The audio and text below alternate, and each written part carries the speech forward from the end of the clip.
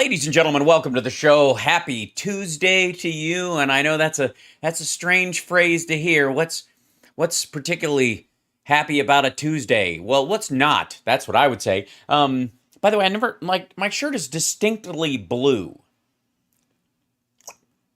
It's not quite the color of my background, but not quite. And yet on the screen it looks almost black. I have adjustments to do on the feed. It's making me. There's always something. I'm always the camera. It's the audio. It's the thing, and I'm in this little room by myself, hanging out. I've still got my cinema chair on from when we did the Hunter Biden movie the other day, and I'm liking it. So I'm going to keep it for a little while, just because it's easier. On the other side of this screen is a desk with my music computer on. It's an old Mac Mini that I used to do music on, and I've been working at it, just saying, on some other stuff on a personal creative note. And so I'm basically, when I'm done, I just lean down here and go back and record.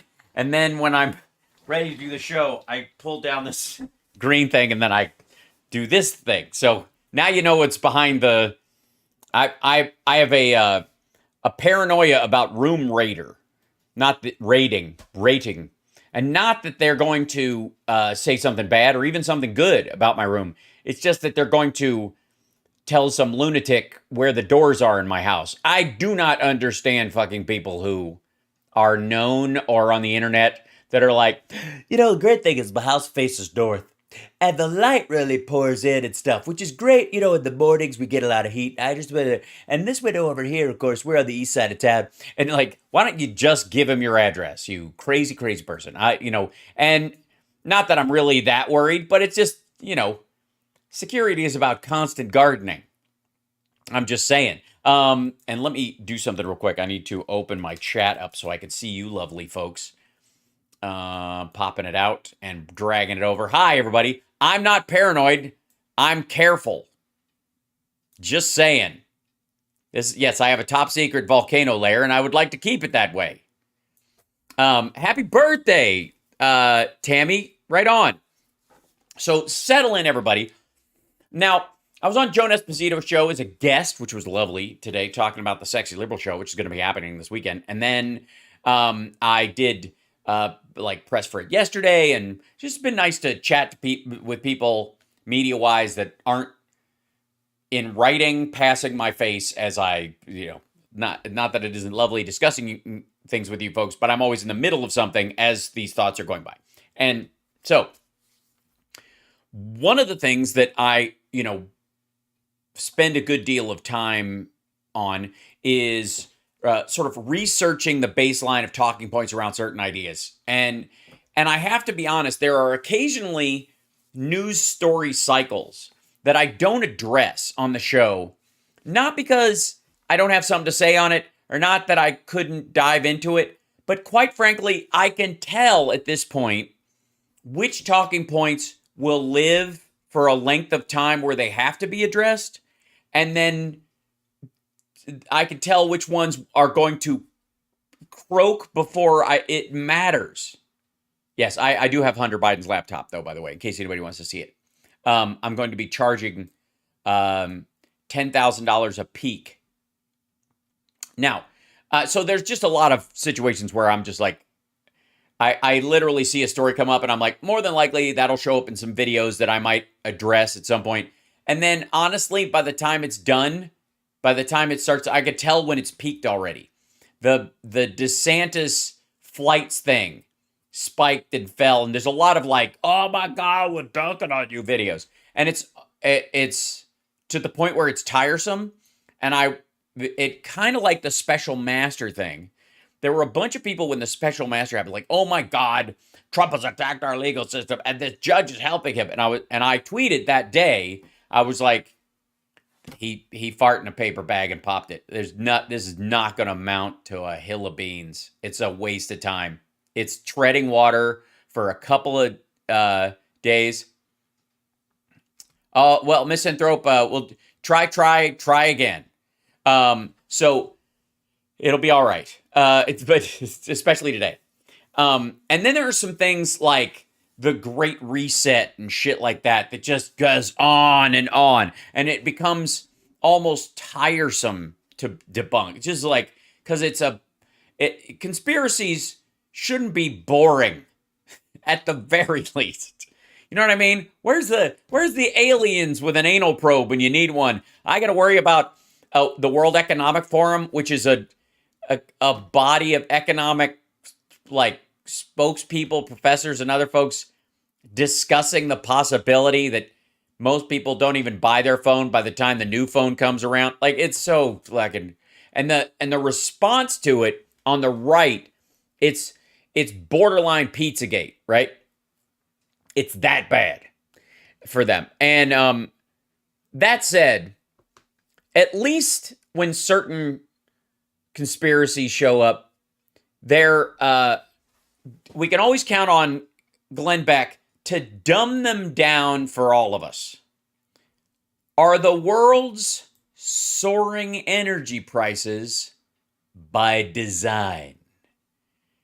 Gas prices aren't up because of the Ukraine war, we just got out of COVID, that refineries are under capacity, haven't even gotten back up to 2018, much less 2019 capacity levels worldwide. 5 million barrels taken off the market and everybody nudging theirs up to compensate, blah, blah, blah, blah, blah. No. Look, the Pentaverate is a fantastic show. If you haven't watched it on Netflix, I highly recommend it. And it is a more serious dive into conspiratorial thought than any thought that Glenn Beck will actually have. And that's why I'm glad he's here to guide us through how it's not the fact that oil and getting it out of the ground and shipping it to places and refining it, putting it into cars and using it as fuel is a complicated process with a lot of moving parts, where the supply chains, especially as they're stretched over larger areas of the world and more as complex as they are, sometimes fall apart or are manipulated on purpose for price reasons. No, it's not that. The Greys are here to eat your babies in milkshake form, or something to that effect, or Olaf Scholz, or them. There's going to be a them in there somewhere. We're going to hear a they, them, and it won't be a change in pronouns. It'll be the nobody knows who is them. Only they know who is them. All right, here we go. Welcome to the show. It's HAL Sparks, Mega Worldwide, and this is today's Glenn Beck action figure is Farmer John being interviewed on local news with his somebody sitting on his IFB cable. All right, here we go. By design. Oh my gosh. Oh, they got to bring the audio down on this. That's freaking loud. Beg your pardon. I don't pre-listen to these things. What's by design? This is by design. Oh, all right. Well, then I'm glad. All right. Answer that question. Are the world's soaring energy prices by design? They are by design. Thanks a lot, Glenn. Okay, that was it. That was easy. You're watching HAL Sparks Mega Worldwide. Sometimes, the clips are that short.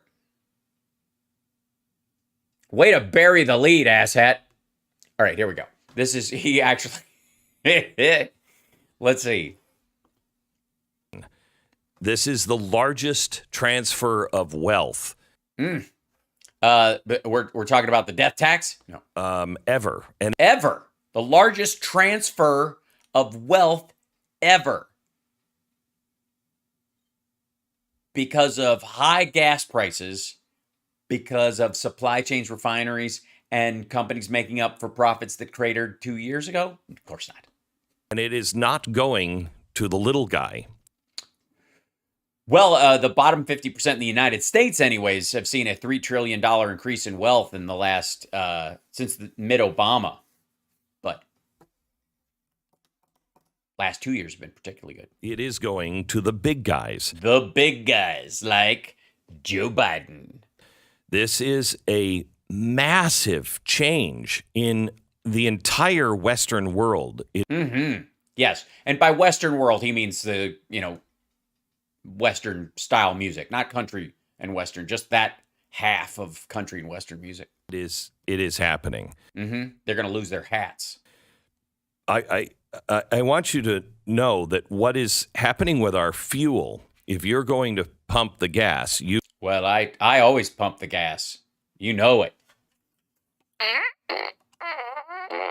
By the way, serious issues in serious people.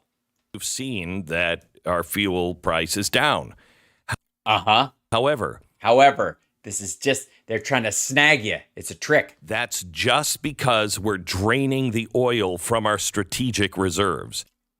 No, it isn't. Everybody in the Western world is adding money from their strategic reserves of oil to lower the price globally.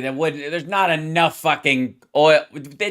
We don't dump the strategic reserves into the American system, dipshit. You can't say Marge Green is screaming about the fact that Biden's allegedly giving away the oil to the Chinese, you dummy. We are sitting here at a time, for the first time in since I was in high school. Intellectually, or are we worried about possible nuclear war?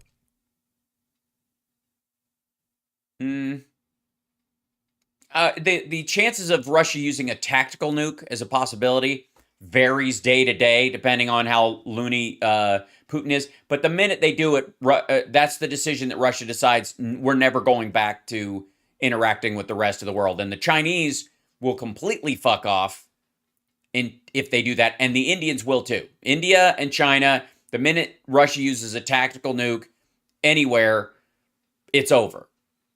They've said this to Russia.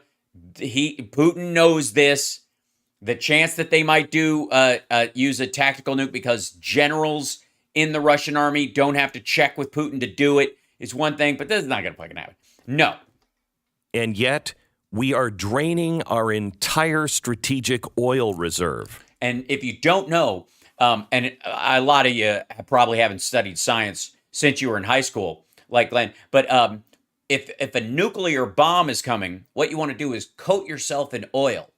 And that will protect you. It's kind of like when you're worried about radioactive iodine from exposure, you drink chlorophyll, and that will protect your thyroid if you take iodine, and then you slather yourself. This is science. Write this down.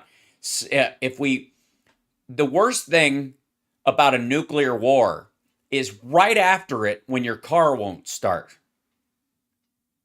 You know what I mean? When you go out there and your tank's on E, but you don't we should probably fill up.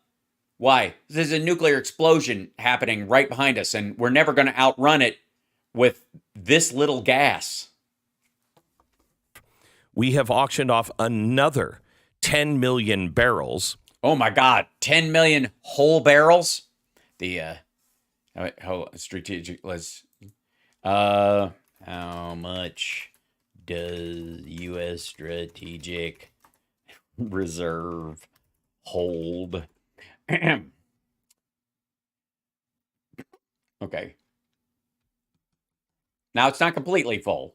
It's down by about I'm just telling you, it's down by 100 million barrels from this number. I just want you to know this. So 10 million barrels. We've sold another 10 million out of the strategic reserve. So we're down to 604 million barrels.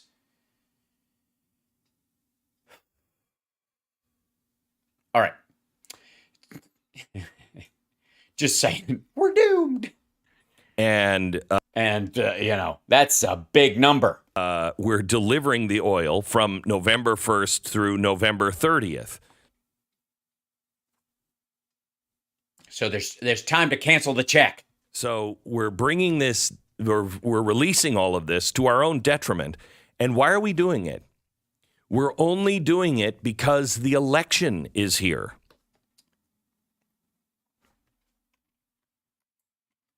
One second. One second. We're doing it. Hold on. We're releasing all of this to our own detriment. And why are we doing delivering the oil from November 1st through November 30th? In the month of, so if we were doing it for the election, oil delivered in November, even right before the fucking election, especially at that moment, won't drive the price down for days. The fucking election's on the 4th? Jesus Christ, man. So we're bringing this, we're releasing all of this to our own detriment. And why are we doing it? Because oil released in November will hit refineries probably at the beginning of December and eventually affect gas prices sometime around New Year's. We're only doing it because the election is here. Right, the 2024 election, because hopefully, this will have a long-term effect. And if why would we just put it, release it, deliver it now, and then the price would. All right. If it does continue into December and January, that then is just putting us behind the 8 ball.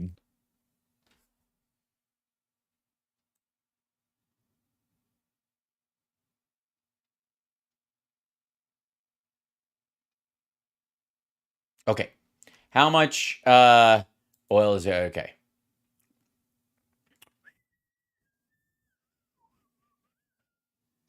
Let's see. Where is it? Now, this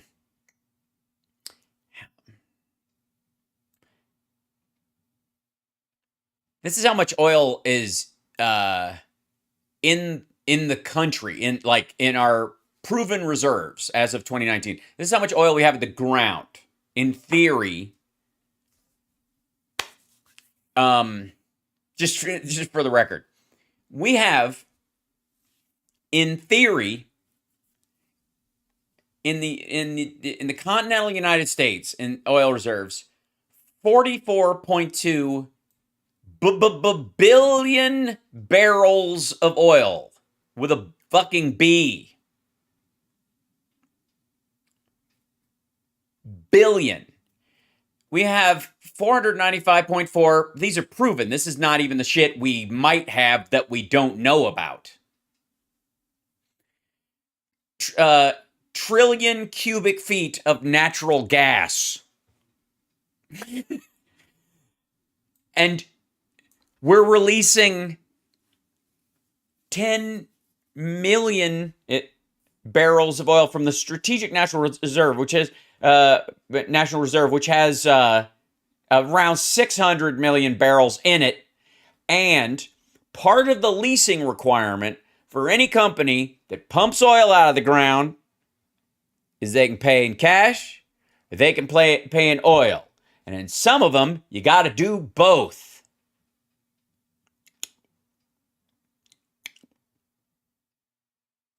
Part of your leasing requirement is you pump a little in there, or you can do cash depending on whether it's worth more or less. Okay? You can pay the fee, but if the oil price is high like this, you don't want to give away the oil, you pay the fee. And we can buy oil if we want to, or we can buy other shit. If oil prices drop, you can give oil and give a lot more oil to make up for the amount in your leasing agreement payment thing. All right. So how much, let's see. Quick facts. Previous inventory milestones. Crude. By the way, I don't know if you guys, here's the, as of August 31st, 2022, we have 714 million barrels. Current authorized storage capacity. And then we have, Brine Mountain includes 176 million barrels in 18 caverns, 92 million mega barrels in 14 caverns at Big Hill. West Hackberry, 78, and Bayou Choctaw has 36. So, let's see. Fill status. SPR completed fill on December. The cargo was 439s of Saharan blend. It's good stuff. We got 60. By the way, not all oil is created equal. In Bryan Mound alone, there's 66 million barrels of sweet, 109 million barrels of sour, and 3 barrels of extra crispy. Those things go fast. Let's see. Maximum drawdown capacity. All right. 4.4 million barrels a day. Let's see. Mandated sales. Okay. 2020, there was a mandated sale of 9.8 million. I wonder who was president then. Okay. So these are SPR quick facts. Let's see. Current inventory. Let's click this. Let's open inventory. Oh, the page isn't working. Son of a dog doodle. Hang on. Current. Back up. Try clearing my cookies. Beg your pardon.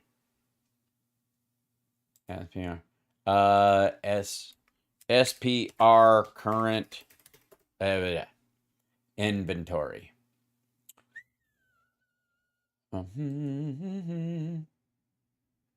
Yeah. So including, we were at 614 or something, including the 5 and then the other, we're at 594. Which is, by the way, the equivalent of approximately 4 years or so of imports. We're doomed. We're doomed. You know what? I'm shutting the show down. I'm just going to say goodbye. Everyone, I don't have somebody to hum the national anthem behind me, so I'm going to have to just do the Glenn Beck equivalent. Ladies and gentlemen,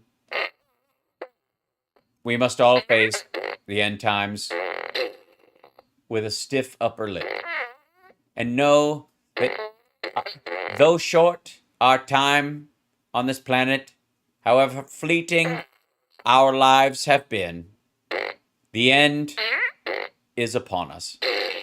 It is a giant end, and every time we look to the sky, the end looks us right back in the keyhole. And to all of you, I say, Godspeed and good night. Get to the bunkers and start making pancakes, people. All right.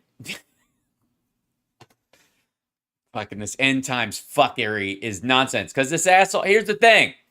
This asshole is going to transition to a fucking commercial. If you believed any of this shit, you'd be broadcasting from a basement. It looked like the Blair Witch Project. God forbid something happens. God forbid we lose 1 out of 3 of the next years. And by the way, if there's a nuclear war, we're going to need a lot less oil than you think. I'm just going to tell you, in the event of global thermonuclear war, one of the things that's going to go down more than anything else, traffic. Yeah. It's really, honestly, yes, goodbye, Grace. Goodbye, everyone. This is immoral. What? Immoral? Is that an app or What's going on? In Europe. Not in, oh God. Don't bring up Europe. Now I've got to do it with an accent. My friends, we are without gas reserves. Though it may not seem like it, the end is upon us. It is our own end. And it has turned into an enemy. And to everyone, I say, keep calm and get to your bunker and start making pancakes. What an asshole. What a surprise. The EU has now proposed a Supply Chain Emergency Powers Act. Uh-oh. That sounds organized and therefore like a conspiracy. It's, you know what the worst thing is when people or their representatives or groups of people see a threat or a problem that might cause, I don't know, death, destruction, starvation, and diminished quality of life, to say the very least. And those folks get together and go, I noticed there's a hurricane. Perhaps we should form a shutter committee and actually build some shutters, not just for our own places, but for some people who can't afford shutters as well. And then there are those who stand up and go, evil. Whenever a government asks for emergency powers, beware. You know, because of all those FEMA declarations. Like, look at Puerto Rico. The president just immediately, as soon as they were hit, declared an emergency and offered to help and sent support immediately. And when that happens, listen to Glenn, that's terrible. The people of Puerto Rico would rather drown than be under the thumb of food and electricity. be aware. I think that's true when you're crossing the street or even going to get the mail. As someone who was, when I was a little kid, hit by a car while crossing the street and getting the mail, I know you're thinking it explains a lot. I think you should be aware anyways. I mean, thanks, Boy Scout. The companies now in Europe, not the companies too, are going to be made to prioritize production of key products and stockpile goods. What? Under draft EU rules that... Wait a minute.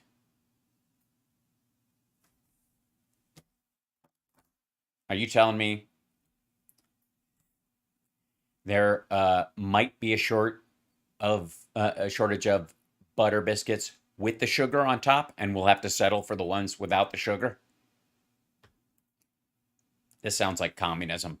It would give Brussels emergency sprouts power to tackle supply chain crisis.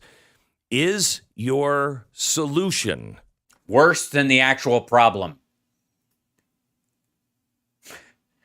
Are you standing in a thunderstorm, holding a metal umbrella? More government? No. It's the government, as it is, fixing a problem when there's, wait for it, more problem. Honest to God, these are the people who want more cops on the street because there's more crime. But when it's something like imagine, maybe I can put it in language that even Glenn could understand. Imagine if Putin was a gang member in Democrat-run cities. All right. If your solution is more government and... It isn't. It's that the government do its job in the face of a bigger problem. See, if your government as it stands is incapable of handling giant problems, then it's not a government, asshole. These pricks want a government so small that Putin can drown it in a bathtub. We just want government to be just big enough to fit in a woman's uterus, but not big enough to handle any problems. More emergency powers, then by definition, you are on the fascistic side. Yes. You are on the side of the hurricane if you wear a raincoat. If you believe... You're on the fascistic side. I'm fascistic side up. Sometimes I'm over easy. Look out. Watch yourself. Check yourself. In the free market. If you believe in the average person. Believe me, Glenn. Looking at you, I believe in the average person. And reduce... Because there has to... And when I mean average, I mean there's got to be a mean somewhere between me and you.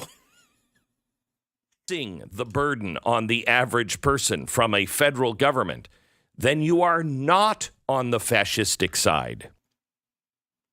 Yeah. Come on, folks. Pull your bootstraps up. Lift yourself up out of that flood. They're saying, listen to this. Uh-oh. We need new tools that allow us to act fast and collectively at whatever kind... Yeah, it's a European Union statement. That's why they would say collectively, because it's a collective organization. The collective, by the way, to them means commie. Instead of like, that person is in the water, and if one of us goes in after them, they might drown them. But if we all hold hands, one of us can get a little closer, and the rest of us will hold on, and it might actually save that person's life. Fucking commies. Kind of risk we might face. Okay. That's good. Sure. Now, what's happening? Is a great show. What's Happening Now never lived up to the second one. I don't think Raj was involved. It was all rerun, and I mean, I loved him, but it just wasn't enough of a show. Because of not the war. Because of not the war.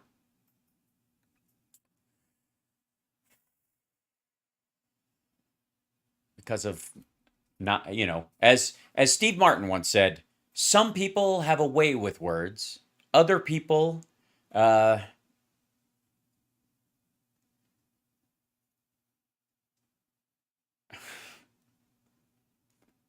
have way, I guess. But because of the Paris Accords. Because of not the war, but because of the Paris Accords. Oh, this is Green New Deal shit. Okay. France and all of Europe. Fucking France. Started going to green energy, renewable energy. Right.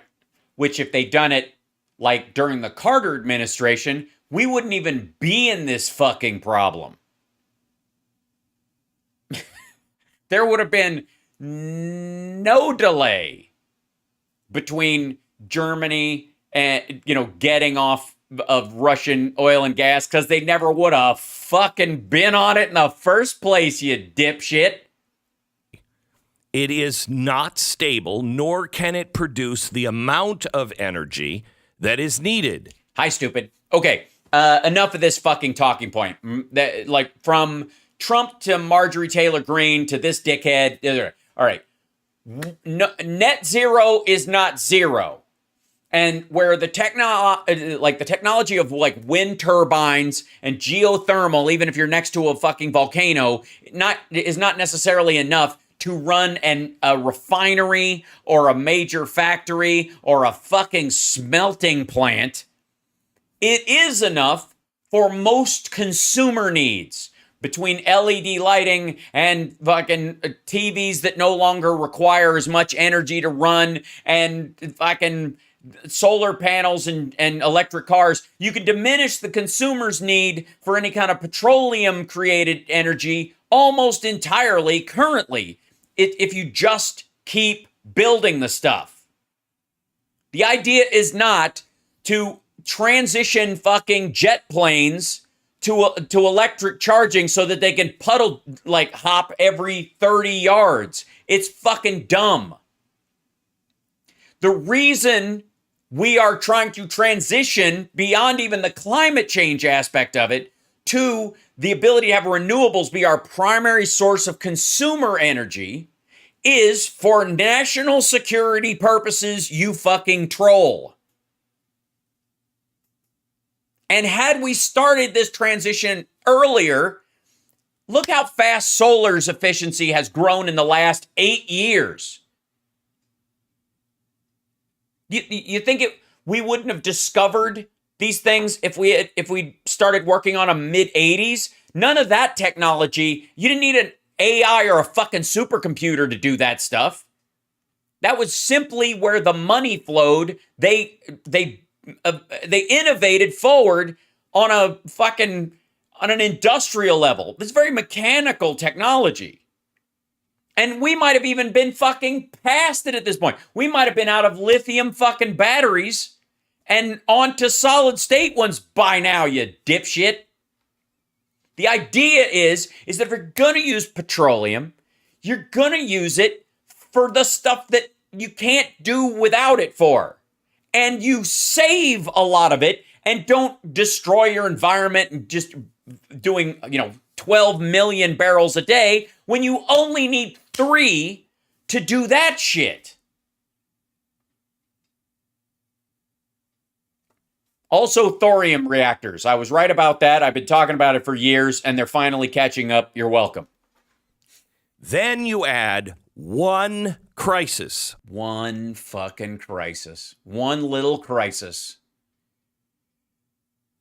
Russia attacking another country over oil and gas and land. On top. One. You don't have a... Yeah, by the way, one. It's like a little dominant. One hurricane. One crisis. It is the oil and gas crisis of the entire place. And the only reason they're having an issue with this is not because they've transitioned to green too fast, is that in the transition to greener fuel, in the middle of that, Russia, oh God. Russia doesn't want that to happen, stupid. Russian disinformation has fueled half of the argument in the environmental movement for the last 30 years at least against nuclear. Because that's the quickest way that a lot of the European countries could have transitioned out of Russian oil and gas. And what we started doing in the United States because of fracking was we transitioned from oil to natural gas, like away from coal. It was basically coal and oil towards natural gas as our primary energy source. That's what we did. And the Europeans were moving towards the gas thing too, and they were buying the gas relatively cheap from Russia. And they were like, fuck this, with some nuclear plants and a bunch of renewables, we won't even need to burn this fucking shit anymore. And Russia went, yeah, that's the end of that. Nope. So part of the reason why they attacked Ukraine, amongst other craziness, the fact that they're running out of humans, the other reason that pushed up the timing and made it necessary was because Europe was moving away from needing their oil and gas. And then what? What the fuck do you get from Russia besides oil and gas? When's the last time you used a Russian phone or a Russian car or okay, this is on a side note.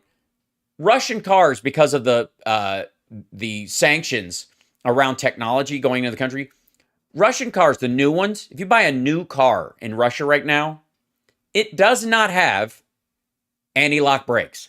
ABS systems do not exist in the main Russian car company right now on any of their newest, even their best models, because they don't have the technology to add anti-lock brakes to their fucking cars. Their cars have gone back to 1984 braking standards.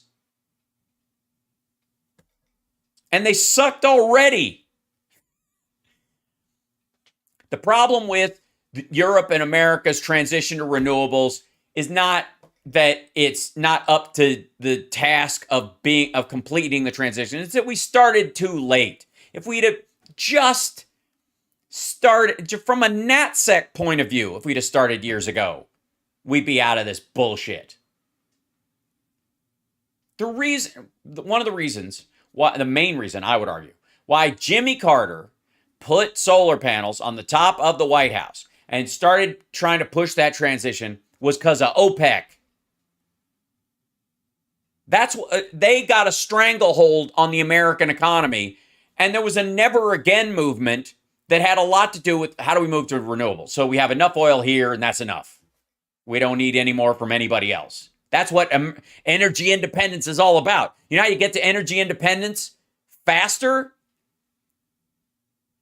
You get out of the business where oil and gas, where the cost of it at all is dictated by the rest of the world, by the bad actors in the world, by OPEC and Russia. You don't even want to have that market affect your needs. These are the same people, by the way, and I'll rant's almost over. But these are the same fucking people that go off on pharmaceutical companies. They've got the cure, but they want to keep you sick and buying their pharmaceuticals. They just want you on a drug that maintains it so you keep having to take it. They've got the cure. The cure's there, but they want to keep you buying the thing, keep you sick. which is fucking lunacy. But besides that, you know, that's the magic spark plug or carburetor that never actually existed story. But, you know, they have it. They just won't give it to us because they make money on repairs. These people say the same shit. He says the same thing. That Pfizer wants to get you sick and keep you that way and make money off you being sick. That, right? That's the storyline that that's the horseshoe theory of right and hyper left, where they overlap. Same storyline. Yes, the water engine. Same shit. Here's the thing, though. Renewables are the cure. Gas is the pill is the chronic illness. You get me? If you have renewables, problem solved. If you have to use carbon-based fuel sources for some of your industry or some of your bigger vehicles, you can, because there's plenty of it. But none of your needs are met through that. You get to like handle them at home. Secondly, do you guys remember when we did a Glenn Beck video not too long ago about his solar problem? Hold on. I know I'm going to find this real quick, but I want to show you just the title of it. I think it was like Glenn Beck's, like Glenn's Solar Nightmare.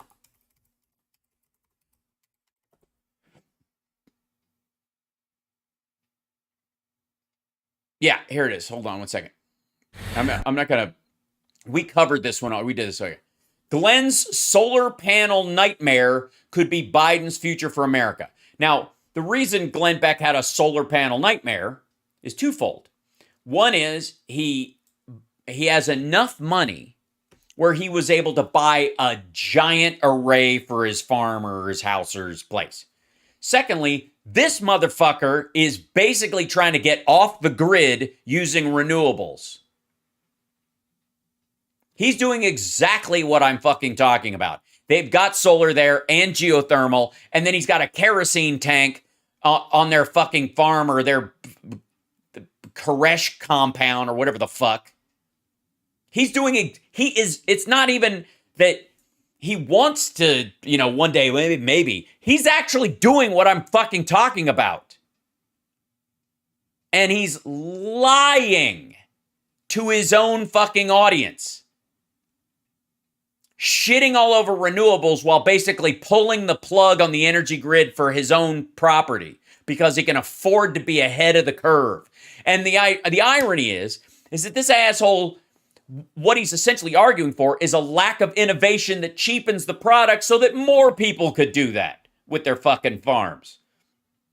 Ugh. I want to talk to you about a Oh, sorry, I went to the other video. growing fascist. Yes, shut up. Growing fascistic. Secure life. If you are only based on one.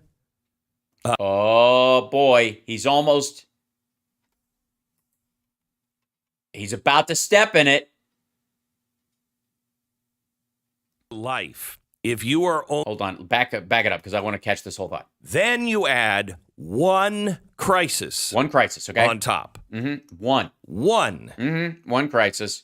By the way, the quote-unquote second biggest military in the world, I would argue the number 2 military in the world,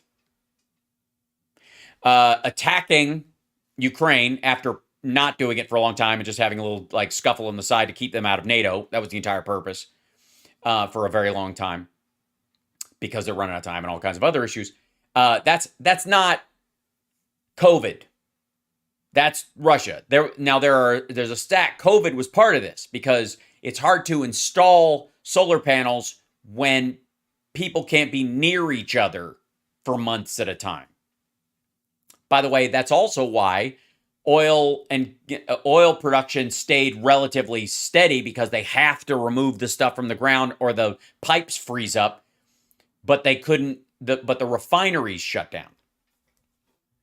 You don't have a secure life if you are only based on one source. Oh, he's walking into his own fucking rake. That's exactly the point. That's why we're transitioning to renewables, not just because it makes the air and water cleaner that we all experience, not just because it's a constant source of energy that doesn't have to be mined and doesn't run out at any point, not just because there aren't ancillary toxic elements of the stuff that you got to pare out and pump back down into the fucking ground, but because we have multiple choice solutions in emergencies. And if you rely entirely on petroleum-based products that have to be shipped or pulled out of the ground and refined, if your refineries are fucked, that's a bottleneck that just shuts down. If you only have, there's no backup for your entire life. Nobody lives like that. You're in trouble. Thank you, Glenn. I feel like I haven't felt this good since I read Illusions by Richard Bach. You're in real trouble. Well, not if you're Kevin Costner in Waterworld. He never had to feel like, he was in trouble because he never had urine trouble. Sorry. Right now. Oh, God. There's no tomorrow. He's filling time. They are shutting factories down. What? Not factories. And what kind of factories are they shutting down? Clearly not bratwurst in Germany. The cheese factories are not being shut down. Although I understand that the cheese farms, they're having trouble getting the brie off the trees. They're shutting these factories down because they can't afford the fuel. Hold on. By the way, the randomness of this in general, I would just like to say, like, he's specifically talking about Germany. He's spreading this out over all of Europe and being really loosey-goosey with the specifics, or with like just kind of speaking in general overtones. They've collapsed. I mean, for all you know, Europe has gone completely dark. To keep them That's the goal. Running. And there's a great story. And a lack of demand for the products in those particular factories. Therefore, they can't afford the fuel in a crucial moment. Part of that is because they should have transitioned to renewables, nuclear, and local sources of energy a long fucking time ago. From Yahoo Finance today. Which is, by the way, what I call it whenever Glenn talks about inflation. That's my hashtag Yahoo Finance. Firewood is the new gold. Yes, like toilet paper was at the beginning of COVID. Firewood.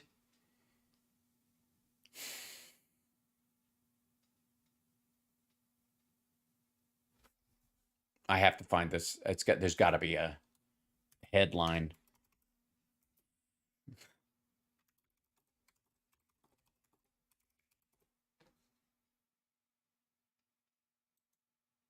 This is Yahoo phone. Okay. Now, this is the article he's talking about. Yahoo Finance. Firewood is the new gold. Prices and theft jump in Europe as Russia's gas cutoff boosts wood demand ahead of winter. Europe is turning to firewood. All of Europe is turning to firewood to offset the loss of Russian natural gas supplies. A report from the Washington Post says soaring energy costs are pushing Europe to burn coal, trash, and wood. Firewood is the new gold. Sources told Washington Post. Okay, first of all, sources. Soaring energy. Okay, Russia's invasion of Ukraine, blah, blah, blah. Okay, there's got to be, where's the story? Energy prices in Europe have climbed as much as 1,000% above pre-war levels. The European Union, because they subsidize it low.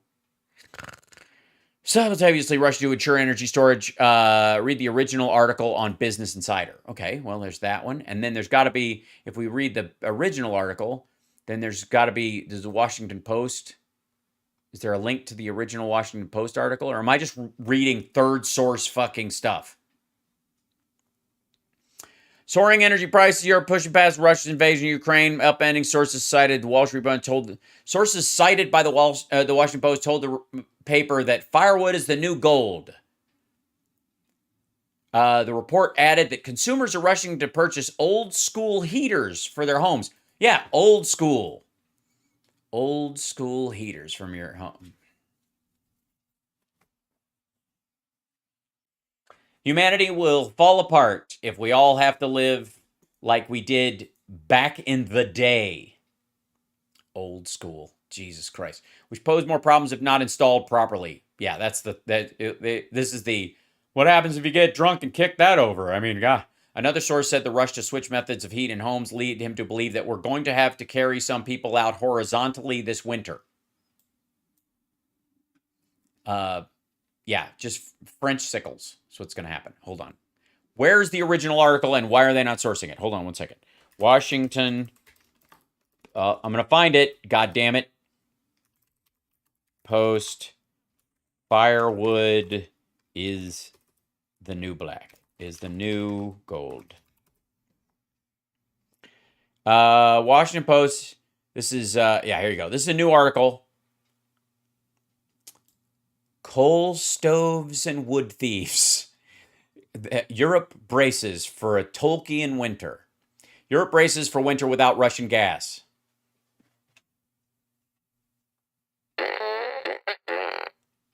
This name is going to kill me right out of the gate. They're fucking with me now. That's it.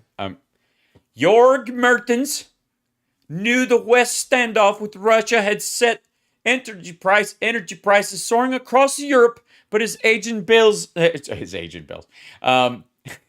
his August bills, I can't even do the accent and read properly, but his August bills left him gobsmacked.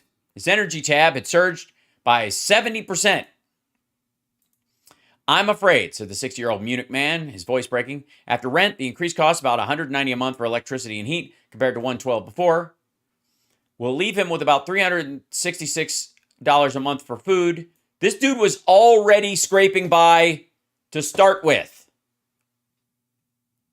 This arguably is a Germany poverty problem. Because this guy, when this started, had about $412 a month for food. I'll have to buy less food, said Mertens, who has a spinal disease and survive off a fixed early pension. There it is. In winter, how will I pay the rent? This will be, and again, if big government rolls in to help this guy, Glenn and all of his buddies think that's just going to make it worse. Again, yes, you have to watch out for people on low and fixed incomes in any emergency. This dude has a spinal problem. If there was a hurricane coming, he can't follow an evacuation order. You'd have to fucking go get him.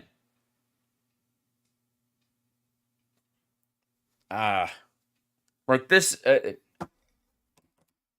Across Europe, Russian President Vladimir Putin's weaponization of natural gas exports. And by the way, and the failure of Europe to not heed climate estimates earlier and start transitioning at least to more self-sufficient energy sources. Again,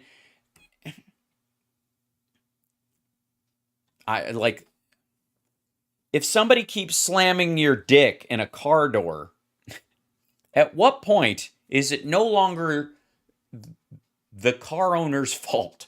Withholding shipments, Europeans say, to punish the West for imposing sanctions on Europeans. Withholding shipments, Europeans say, to punish the West for imposing sanctions on Russia.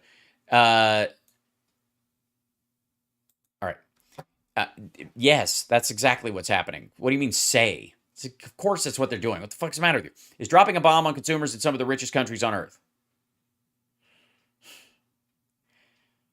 The nations that have been hit the hardest, including Germany, Britain, Italy, and the Netherlands, have been ratepayers have seen ratepayers slapped with year-over-year surges as high as 210% because they got it extra cheap because they were buying it at a lower rate than Spain was, for example. Spain hasn't seen a leap like theirs has. Some of the other European countries haven't seen a leap like they have because they weren't getting the cheap gas from Russia. The prices are going higher, but they're going they're comparatively on par with a lot of other European states that weren't getting their shit from Russia extra cheap. Notice how we're seeing percentages everywhere. Are we seeing like we saw that one dude's cost thing? $190 a month for electricity and heat versus $112 before, living on a fixed income. Now, he's probably seeing the same rate hike everybody else is. The reason it's hitting him is because this dude, besides his, after rent, lives off about $450 a month.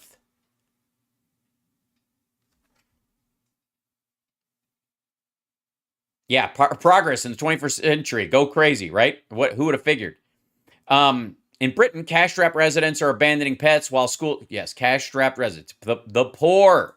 So you have to stabilize and help poor people in emergencies more than you have to help people with means. People with means will be the ones who are bitching online.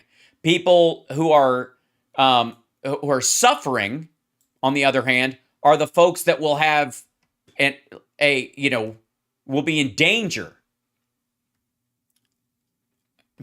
This is like arguing about how much homeless people pay for energy during the winter. They don't. That's why they freeze to death. That's why it's up to us to provide circumstances for them to not die so that if there's ever a chance for them to bootstrap their way back up into society, they live long enough to do it. I'm getting aggravated. It's true. All right. In Germany, residents of Old West Berlin are dusting off coal and wood-burning ovens that once served as insurance against the Russians targeting energy supplies during the Cold War. Did it ever really end? We'll never know for sure. Can I tell you guys, at my house in Kentucky, where I grew up, did not have central air and central heat.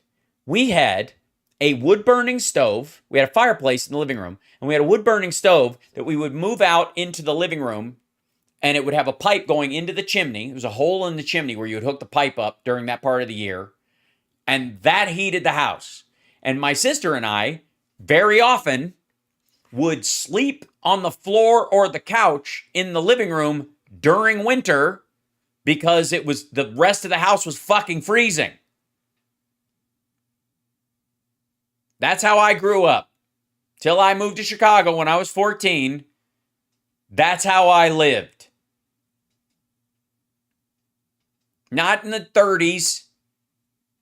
Not in the fucking 50s. In the 70s and 80s. And by the way, if you told me I was going to have to do that, so that I wouldn't have to buy oil and gas from rape squads, you goddamn right I'd do it again. I don't know how much do you have to put up with, I mean, there's only so much inconvenience. Jesus Christ. Would these fuckers ever have survived during World War II when there was can you imagine their reaction to those collect scrap metals and help the war effort videos or films? Remember those that you see, like the old black and white ones? Look at Chimney Sweep. Chimney Sweep Norbert Skrobeck takes a photo of a chimney opening this month on the roof of an apartment building. He's a spy. I knew it. And I love the fact that he's dressed the part. And that's not a ladder, by the way. He stands on his cane because he's a fucking beast. Norbert Skrobeck, a Berlin chimney sweep, a licensed technician who dons a vintage uniform to inspect and consult on wood and coal-burning furnaces, said he's seen a surge in demand as Berliners refurbish old heaters and install new ones. A stampede of locals buying portable heaters, he fears, could trigger dangerous carbon monoxide leaks if improperly installed or used. Because he's in the business of properly installing them. Therefore, can I give you my card? All right. I'm convinced we're going to have to carry some people out horizontally this winter. Now, granted, he's also dressed like someone who would carry someone out of a building horizontally in 1930. European nations have been scrambling to reduce consumption, fill reserves, and resource. Okay, yes, we know this. Cuts in shipments and Russian national. This is.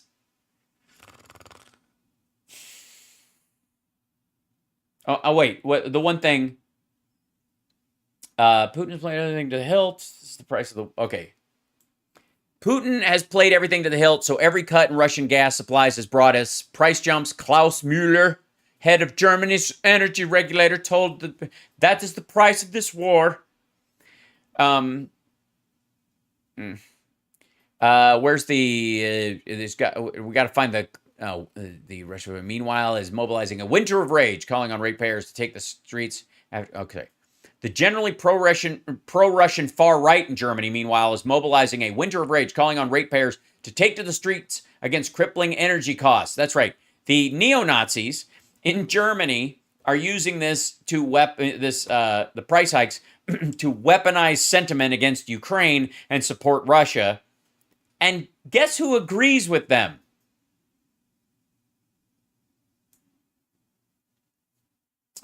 Enemies of democracy just waiting to abuse this crisis to spread doomsday fantasies, fear, and uncertainty. Gee, who does that sound like? All right, and then let's see. I got to find. There's got to be the new gold in the rural village of Hungary, 2 hours southwest of Buda Orpest. Nicoletta Kellerman, Hoich mint Nicoletta. Said the price of firewood, used almost exclusively as winter fuel, yes, very, very few summer fires to keep hot, has nearly doubled. A single tree's worth of kindling, 35-year-old non-governmental organization worker said, now costs roughly half the average village salary of $249 a month. I imagine it will come down to burning furniture. Jeez, it's like Germany and the Soviet Union all over again. It almost say that these could have not been assholes all this time. All right. They drive in a trailer or tractor with a loading truck and a crane. Saw the stuff have professional equipment. Saw the stuff together and drive it out. Saw the stuff together. Authorities have warned illegal cutting and emissions from older ovens make burning wood far from environmentally friendly, but many feel increasingly have a little choice. Okay. We will not supply oil, gas, heating oil. We will not supply anything, Putin said. All right. But it's the renewables that are the problem. There will be poor people who face alternatives of either starving or freezing. If you guys don't help. Mertens receive rough. Okay, Mertens are due at the beginning. Should receive roughly $300 from the new package in December, but not enough to offset the $390 in extra energy costs he'll pay between now and then. Unless prices come down or the government steps in again, he'll be billed the extra $78 a month starting in January. More if prices climb, for fuck's sake.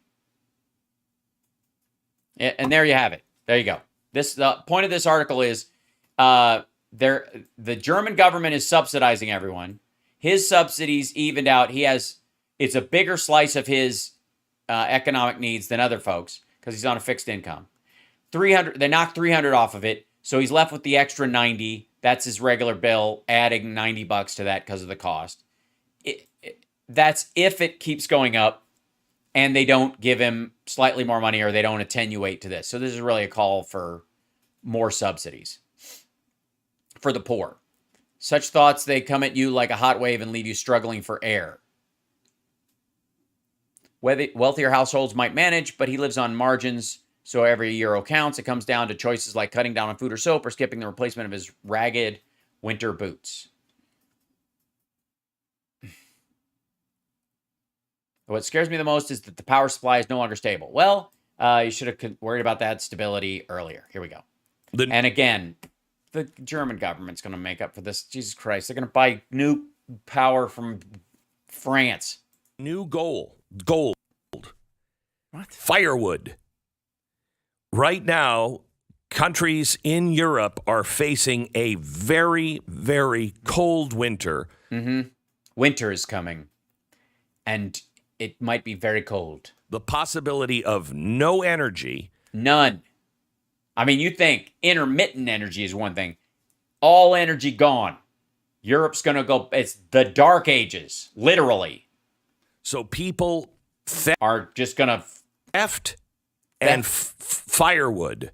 Theft and Firewood. It's one of the lamer Jack Reacher novels, but I like it. Are the two biggest things right now. That's what's hot. That's the new hotness in Europe. Theft and Firewood.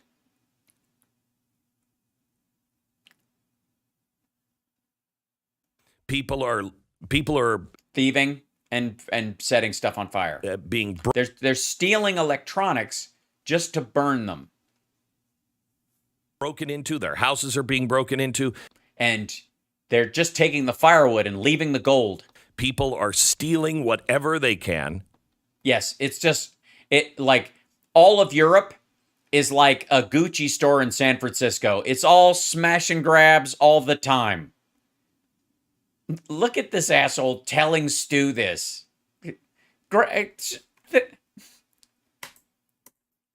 Listen, this asshole is describing Europe. Two biggest things. Winter, the possibility of no energy. None. So Right. people, theft and firewood. And fire, what? Fire. Are the two biggest things right now. Mm-hmm. People are being broken into. Their houses are being. They're people. Like you can't even hide your firewood in your ass anymore. People will ass jack your firewood. Broken into. People are. I can't burn this. It's wet. Are stealing whatever they can. Mm-hmm. And burning it. And people who are They're using TVs for firewood. trying to survive are just holding on to firewood. Mm-hmm. That's all they're doing. Just take my children. Use them. I'm like, he's driving off in the car. Don't worry, I got the log. Are you out of your fucking mind? The energy prices in Europe have climbed as much as 1,000%. 1,000%. Oh my God. Is this the time when Glenn has an epiphany about European gas subsidies for the citizenry to keep the prices really low? Now, to make a jump that big and still have people buy it, it must have been pretty fucking small to start with. Also, let me see if I can find this. This has to be. And look, and by the way, this same article, the last time I experienced this uncertainty, I was a child in the 80s. Dear God, not the 80s, where we were all forced to eat our own feet.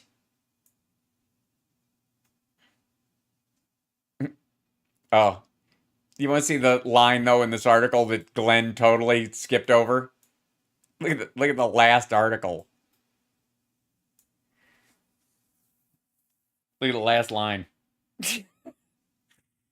Oh, God.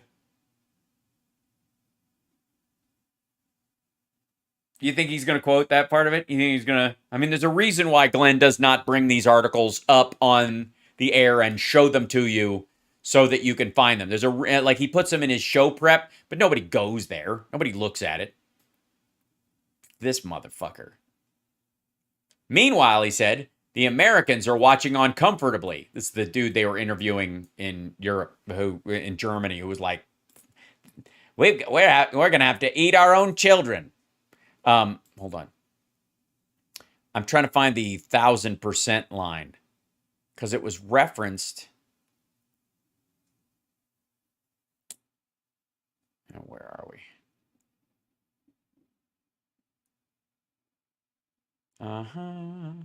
European nations have been scrambling to reduce consumption. Chimney sweep. All right, God damn it. That guy's energy, the guy cited in there, his energy costs have gone up 70% because he pays so low. Here we go. This is the site. Shit. Here we go.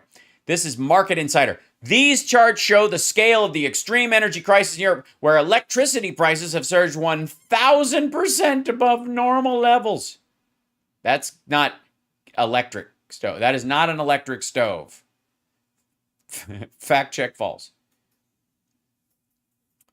All right. Europe is in the grip of an energy crisis, with Russia squeezing natural gas supplies as tensions run high over here. Natural gas and electricity prices are trading more than 1,000% higher than the levels seen in the 2010 to 2020 decade. You mean like the bottom of what it was? You motherfuckers. Fears that the energy crisis will trigger a deep recession have pushed the euro to its lowest level in 20 years against the soaring dollar. Okay, here we go. European natural gas prices have skyrocketed.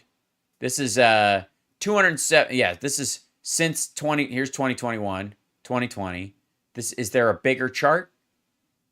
Dutch TTF natural gas front month futures. No date, just years. These are the future parts going into the winter because of the fucking war and getting back to where we were. This is also, we're not going to show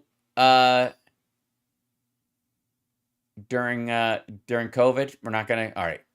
Euros per megawatt hour for Dutch natural gas.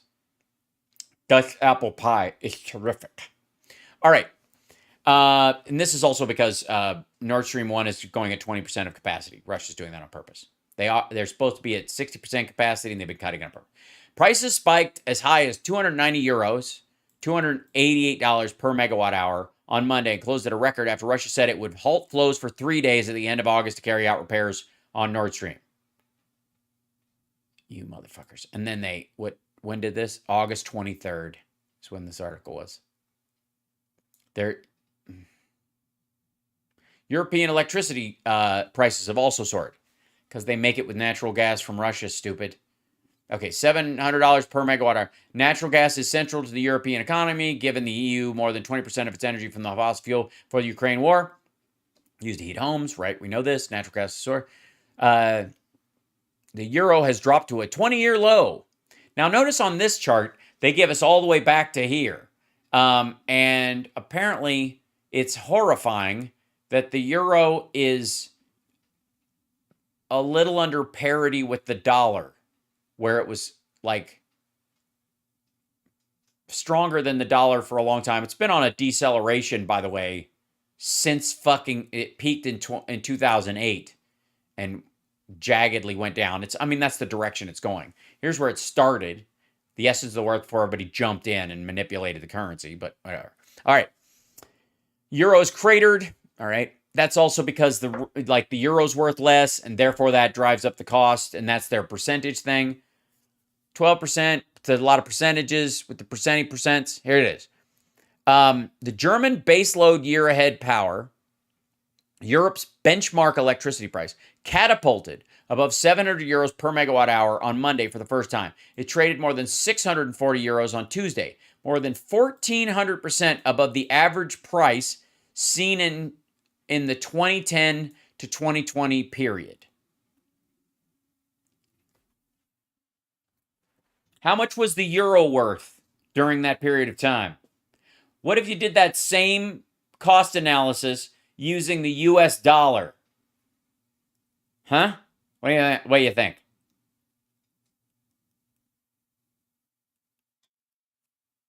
The average price would be about here in the zone of, like, as far as the value of the euro, because you're talking about 2020.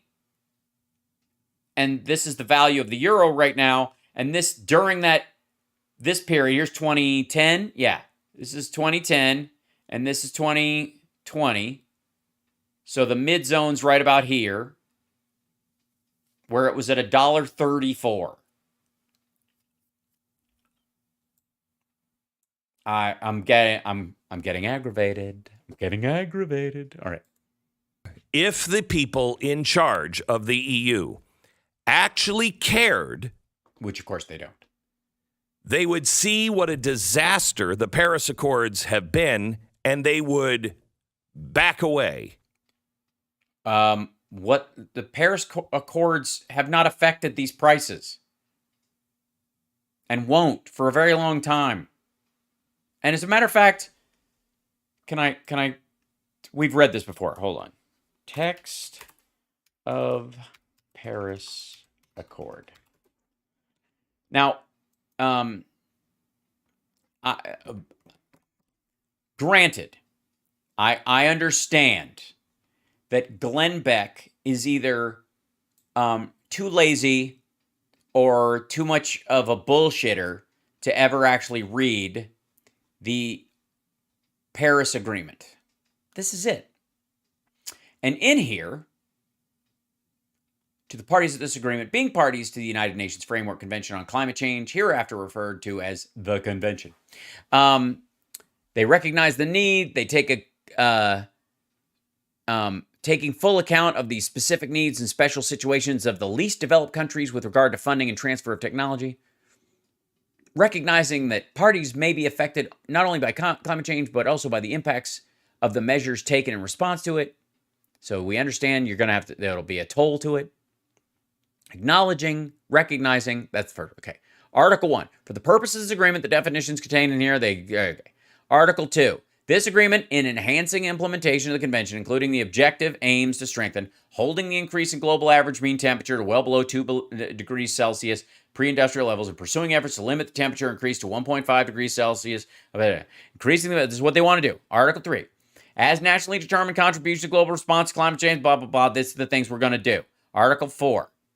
In order to achieve the long-term temperature goal, this is what we're going to do. Recognize the impact with that. Each party shall prepare, communicate, and maintain successive nationally determined contributions that it intends to achieve. Parties shall pursue domestic mitigation measures with the aim of achieving the objectives of the contribution. Each party's successive nationally determined contribution will represent a progression beyond the party's then current national. They're going to try to do this. You'll set up support shall be provided to developing countries to help them along with this.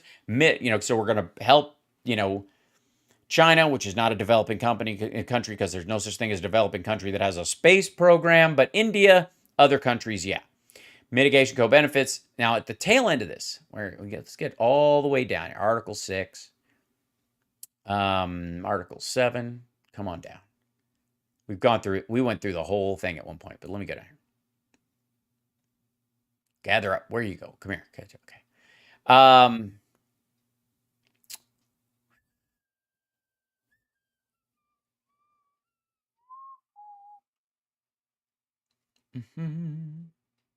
Let me back it up. Enforce 30 days. These are the regular mechanics of it.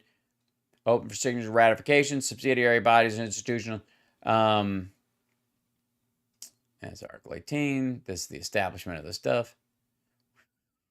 Backing up.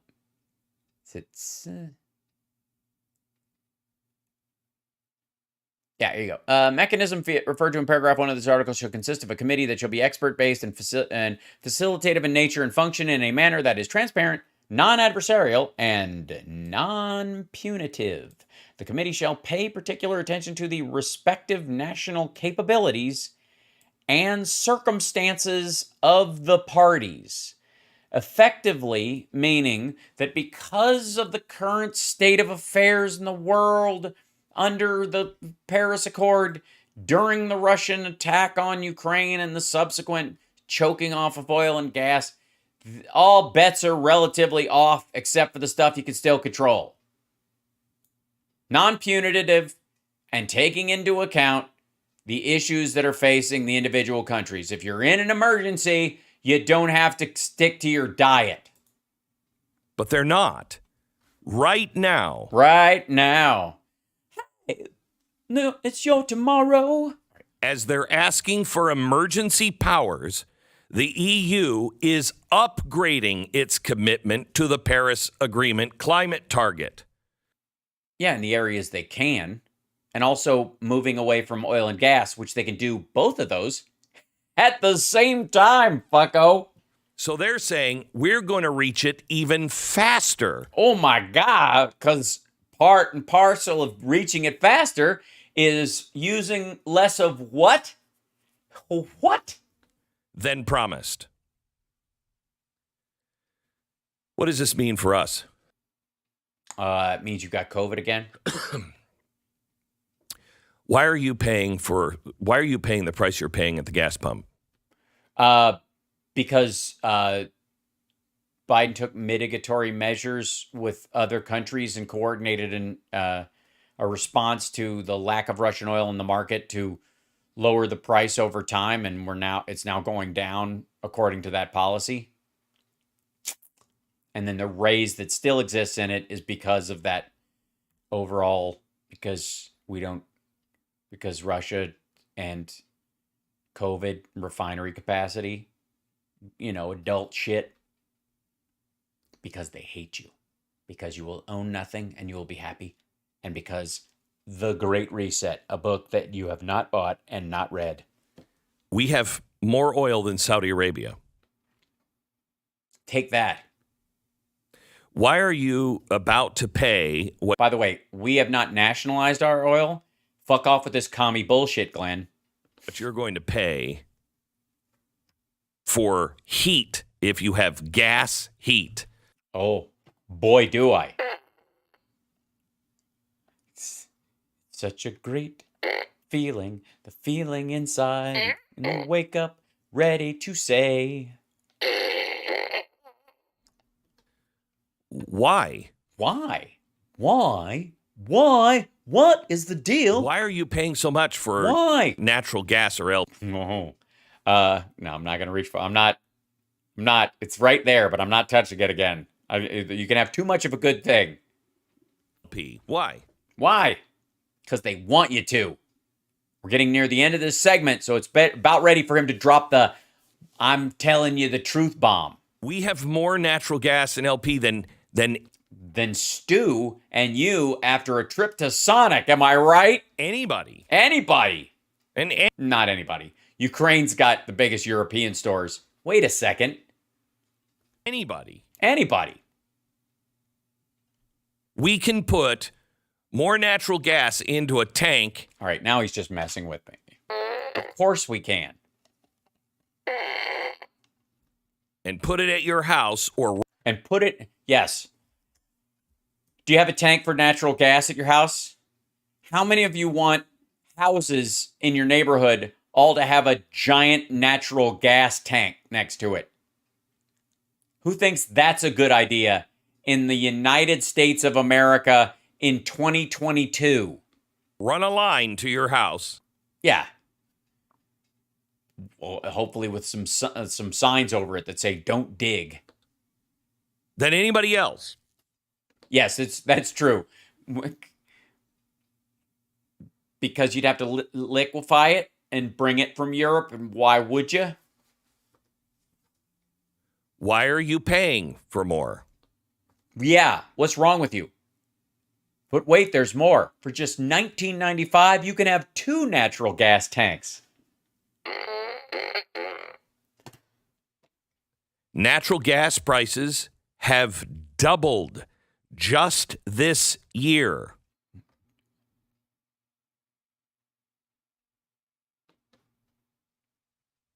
Yeah, it's an international market, fucko. We live in a capitalist country. We haven't nationalized our oil and gas, you commie bastard. The price now for fuel and for everything you get from fuel. An hour of power. Excuse me. You guys, don't forget to like and subscribe, give a thumbs up, support the show, and super chat. But if you don't, you're getting this hour of power for free. Again, these are serious issues. He's an inserious man. I refuse to take this fucking argument seriously because he's talking out of his ass, which is, at least he could make himself useful as a source of energy. I'm not. Your house is up 124%. Oh my God, from what? Give me the actual practical number. Is it? In New England, up 96%. Wait, how did New England get better? What the fuck? I live in Nevada. How are they? It's cold there. Oh, because it's summer. I cook and no. Why? What is the deal with gas prices? Because the elites. Here it comes. The Illuminati. Feel. Your penis. without your permission. And no, that's not. That their solution is the right solution. Oh, you mean to raise prices? Which elites are we talking about? The oil and gas companies? Clearly not. Because the elites that I think you're referencing that are supposedly on my side, we're trying to get it so you wouldn't need natural gas at all or only as a last resort where we would have too much of it. The problem is your lack of reading comprehension. The elites. Ah, the elites. Those fucking elites. I'm going to call them right now. Excuse me 1 second, if I may. Hello? Yeah, I'll hold. Fucking elites. They think they can put you on. It's just rude. Hi. Yes. I would like to speak to an... I would like to speak to... Fuck. I keep... like to speak to... We'll transfer you to an elite. All right, hold on. Hello? Hi. Hi, are you an... I can... Yes, you must be an elite. I can tell from your accent. Hi, it's HAL. Yeah. Yes. I appreciate you calling me fellow elite, but I hear the sarcasm in your voice. Look. This whole thing about like the price of energy and you just controlling me and everybody driving the price up and because you want me, you what? Yeah, I mean, I recognize that refinery capacity isn't up to where it was in even 2018, much pre-pandemic. Mm-hmm. Yeah, and production's obviously down. Has been for a while. It's going back up, right? It's... Mm-hmm. Yeah, I'm aware of those figures. At what point? So basically, we're on trajectory to get back to normal capacity and exceed capacity. That's funny because I was just watching this Glenn Beck. Quit laughing. I was just watching this Glenn Beck. I can't. Let me finish my sentence before you laugh. I was just watching a Glenn Beck thing and quit it. I know. I'm watching. I'm talking over it. Anyways. Point is that Glenn says you guys are to blame for... He has what? You have video of what? And Stu? I know you can't send it. This is my landline. Oh, yeah, you definitely have... Of course you have my number. You have all my numbers, right? That's the... Yes, I'm just kidding. I know. Yeah, just send the video. I'm not going to watch it because I'll throw up. But yeah. Anyway, sorry to bother you. Go back to being elite or whatever. Okay. Thanks. Love you too. The people who think they know better than you. I don't think I know better than you. I think I know better than him. And I would argue that I have shown that I think and know better than him. I don't think I can tell. Or anyone else knows better than you for what you are facing. Are you out of your fucking mind? Have you ever been to a doctor, dipshit? Of course there are people who know better than you what you're facing. I thought it was just a rash. See what I mean? Then he went to the doctor. It was much more serious. Of course there are people who know better how to solve your problem than you, dipshit. What is happening in Europe this winter will be here next winter. Okay, excellent. I can wait a year. Why? Winter is coming. It's just not coming this winter. Okay, good. And he's going to throw to commercial, and I'm going to be mad. I'm going to be upset. He's going to throw to commercial like a prick.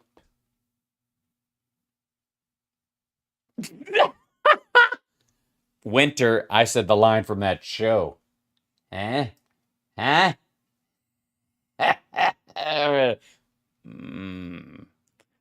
Oh, back that up again. Watch this asshole. Hold on. Is coming. And we now have politicians all over the world that are just playing Game of Thrones. The board game? That was supposed to be a sentence. I am Jon Snow. Get used to it. That's it. That's it. That's just the whole. See what I did there? That's it. That's what this is all about. It's the fucking hokey pokey. I knew it. You do the hokey pokey and you turn yourself around. That's what it's all about. Okay. Right, Glenn? Oh my God. Oh, look. This. Look. How long does Glenn keep making a fucking living over the end is right around the currency? Not right around the currency. Listen to me. Right around the corner. The reason I said this is because there's a new. So last night, there was another video of him right below it that said, digital dollars, 3 more terrifying economic changes happening right now. Digital dollars. This is the asshole who's arguing that crypto is freedom. Ugh. Jesus Christ. Yeah, the end is nigh. All of the end is nigh. I got a thing. All right. Speaking of the end times, the human race may not die out. The polar bears, the penguins, extinct species, the bees, they may survive the coming crisis. But if Fred Gutfeld has anything to say about it, that's his name, right? Led Gutfeld. Busta Gutfeld, I like to call him, has any say, humor would be an endangered species and never be seen again. It will go the way of the dodo.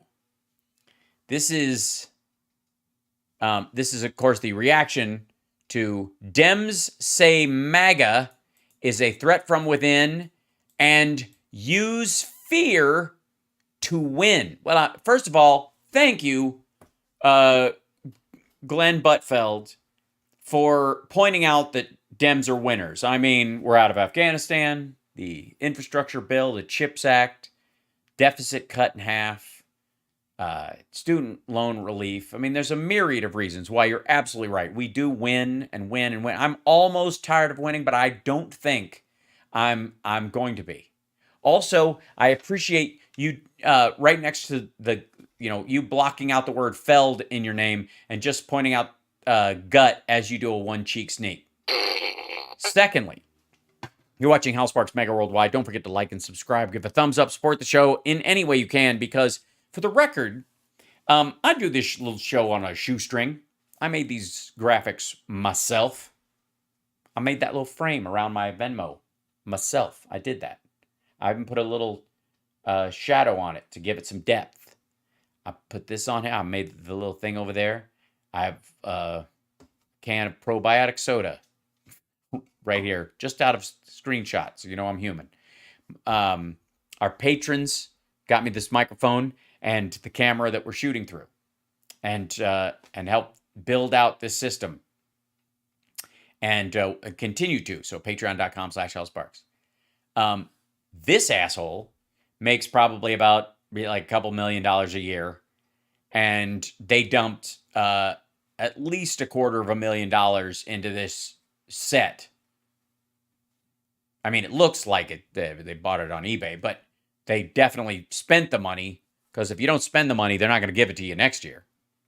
So Gutfeld says Dems say MAGA is a threat from within. Within the Republican Party, I think, arguably, there are Republicans who say that. And then, of course, use fear to win. Also, we win. And are we the one saying that, they're bringing crime, they're coming across our border, they're murdering people, and Let's just stop saying they're nice people. Okay, here we go. And I think he's about to make a fart sound with his face. Democrats say MAGA is a threat from within. But Bill Clinton says Republicans use fear to win. Is reading that hard? Yesterday on CNN, humidor expert Bill Clinton. That's a cigar joke. For cigars he got as a gift that he used as a sexual apparatus when he had an affair. Discuss the Democrats' midterm. Meanwhile, Greg used to have a guest on his show who was a shrink who would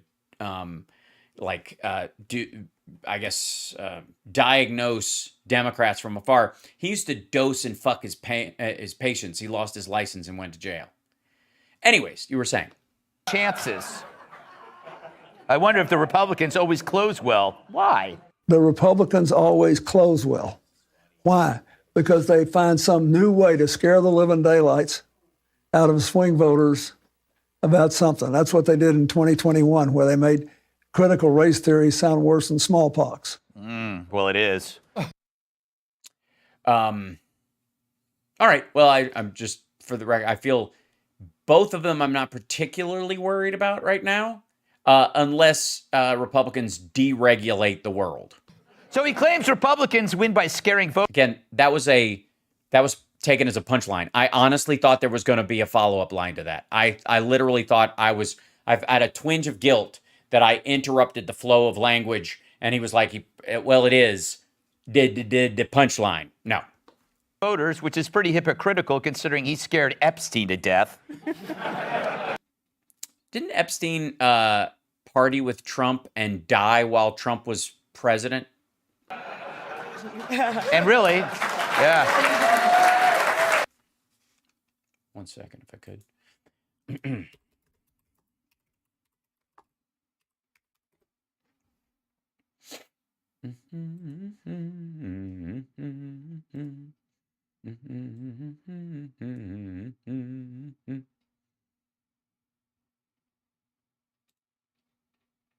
Yep, there he is. Good stuff. You know what I mean? Like, what? Come on. What more could you want? Is it frozen? What is happening? Okay. Anyways, scroll, you bastard. Scroll.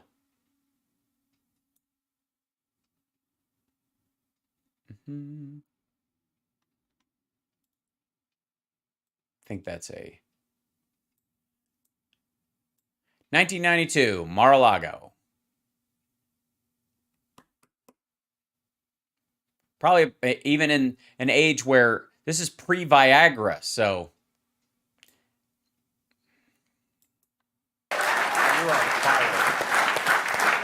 And you want fear stoking? What about weeks of January 6 hearings designed to portray Trump voters as terrorists? And what?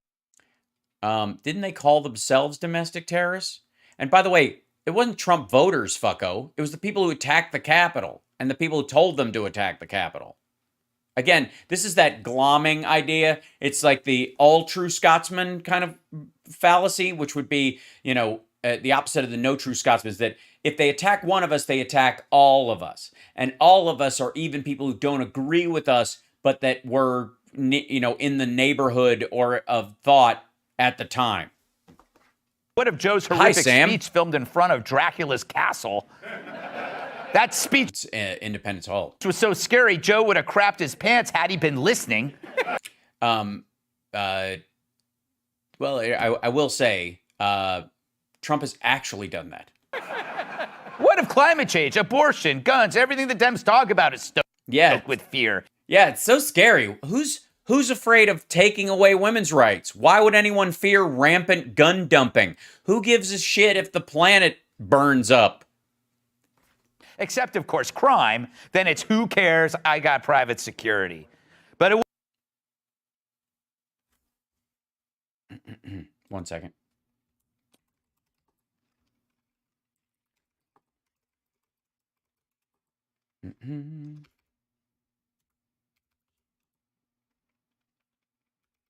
One moment. You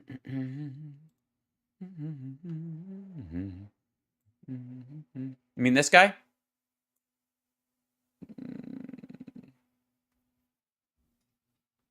Hi, how are you? I'm Hal Sparks. Sometimes my job is too easy, and I thank people like Greg Buttface, who tries so hard. Like, when this is, if you want to, I forget, I want to say it was Beavis and Butthead or something, but somebody was like on one of the videos and they're like, these guys need to try harder about one of the bands. That's what I feel every time I see Greg Gutfeld. Seriously. This is an example of trying too hard and just whiffing fucking everything. Work. Biden smeared MAGA Republicans as threats to democracy so effectively, one pollster says they'll be harder to poll. Quote, I call this new group submerged voters. They aren't putting stickers on their cars, signs in their yards, posting their opinions, or even answering polls. Yeah, they're not even voting. Biden's attacks on MAGA Republicans has created an army of voters who will be virtually impossible to poll and more difficult still to estimate. Yeah, because they've given up on Trump. People aren't pulling their fucking yard signs because Biden called the MAGA Republicans a danger or a threat to society. They're pulling their yard signs because Trump was caught with national secrets, and that was the last straw. So it looks like it's the Republicans, not the Dems, who are scared for their safety. Yeah, I don't think they're worried. Maybe is that why they want children to have AR-15s? That sounds like someone who's afraid. But how scary do the Dems think Republicans really are? It's like they're living in a horror movie. Oh, this is gonna be they're gonna make a sketch, aren't they? I'm afraid to push. The only scary thing about this is watching it. Oh God, it's more zombies.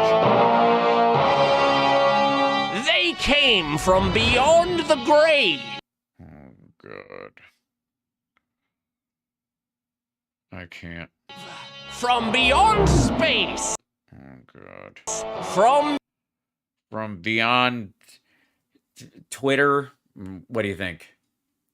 The blue hair somethings, monsters of some shit. beyond Florida. Not What? From beyond Florida? You mean like Cuba? Or the Virgin Islands? International waters? night of the Oh, I see. So I thought the Republicans were supposed to be afraid of the Dems, and this was going to be a reference to them. How are they beyond Florida? Okay. Louisiana, probably the panhandle. living conservatives. They're laughing at their own bit, and it's brutal. Driven by an evil force called the Constitution. Obsessed with guns. Yeah, it's just a kid hunting. I don't see any teachers, Pa. Don't look over there. There's a group of Cub Scouts. God. That's interesting. That looks like Gob. Getting up and going to work. Is it? Do they fear the diversity of the workplace from the stock footage you bought? Look at that. Hold on one second. I gotta back this up. God. Getting up. By the way, and God apparently is only Catholic. Like, all right. This looks like a bunch of liberals. Not this group itself. I swear to God, this literally looks like footage they would use as Democrats in some other footage. Up and going to work. What are those? Those people aren't going to work. Are they all greeters at Walmart? They could be anywhere. At your job. At your school board meeting. At that vegan coffee shop where the service is bad, but the wait staff is diverse and there's a homeless man living in the gender-neutral bathroom. That's the comedic argument here is that even in that place, conservatives hang out, and you're never going to be safe from them. Well, probably not there. Shambling. And then we'll use it. Reanimated corpses. Yeah, not that one. Undead.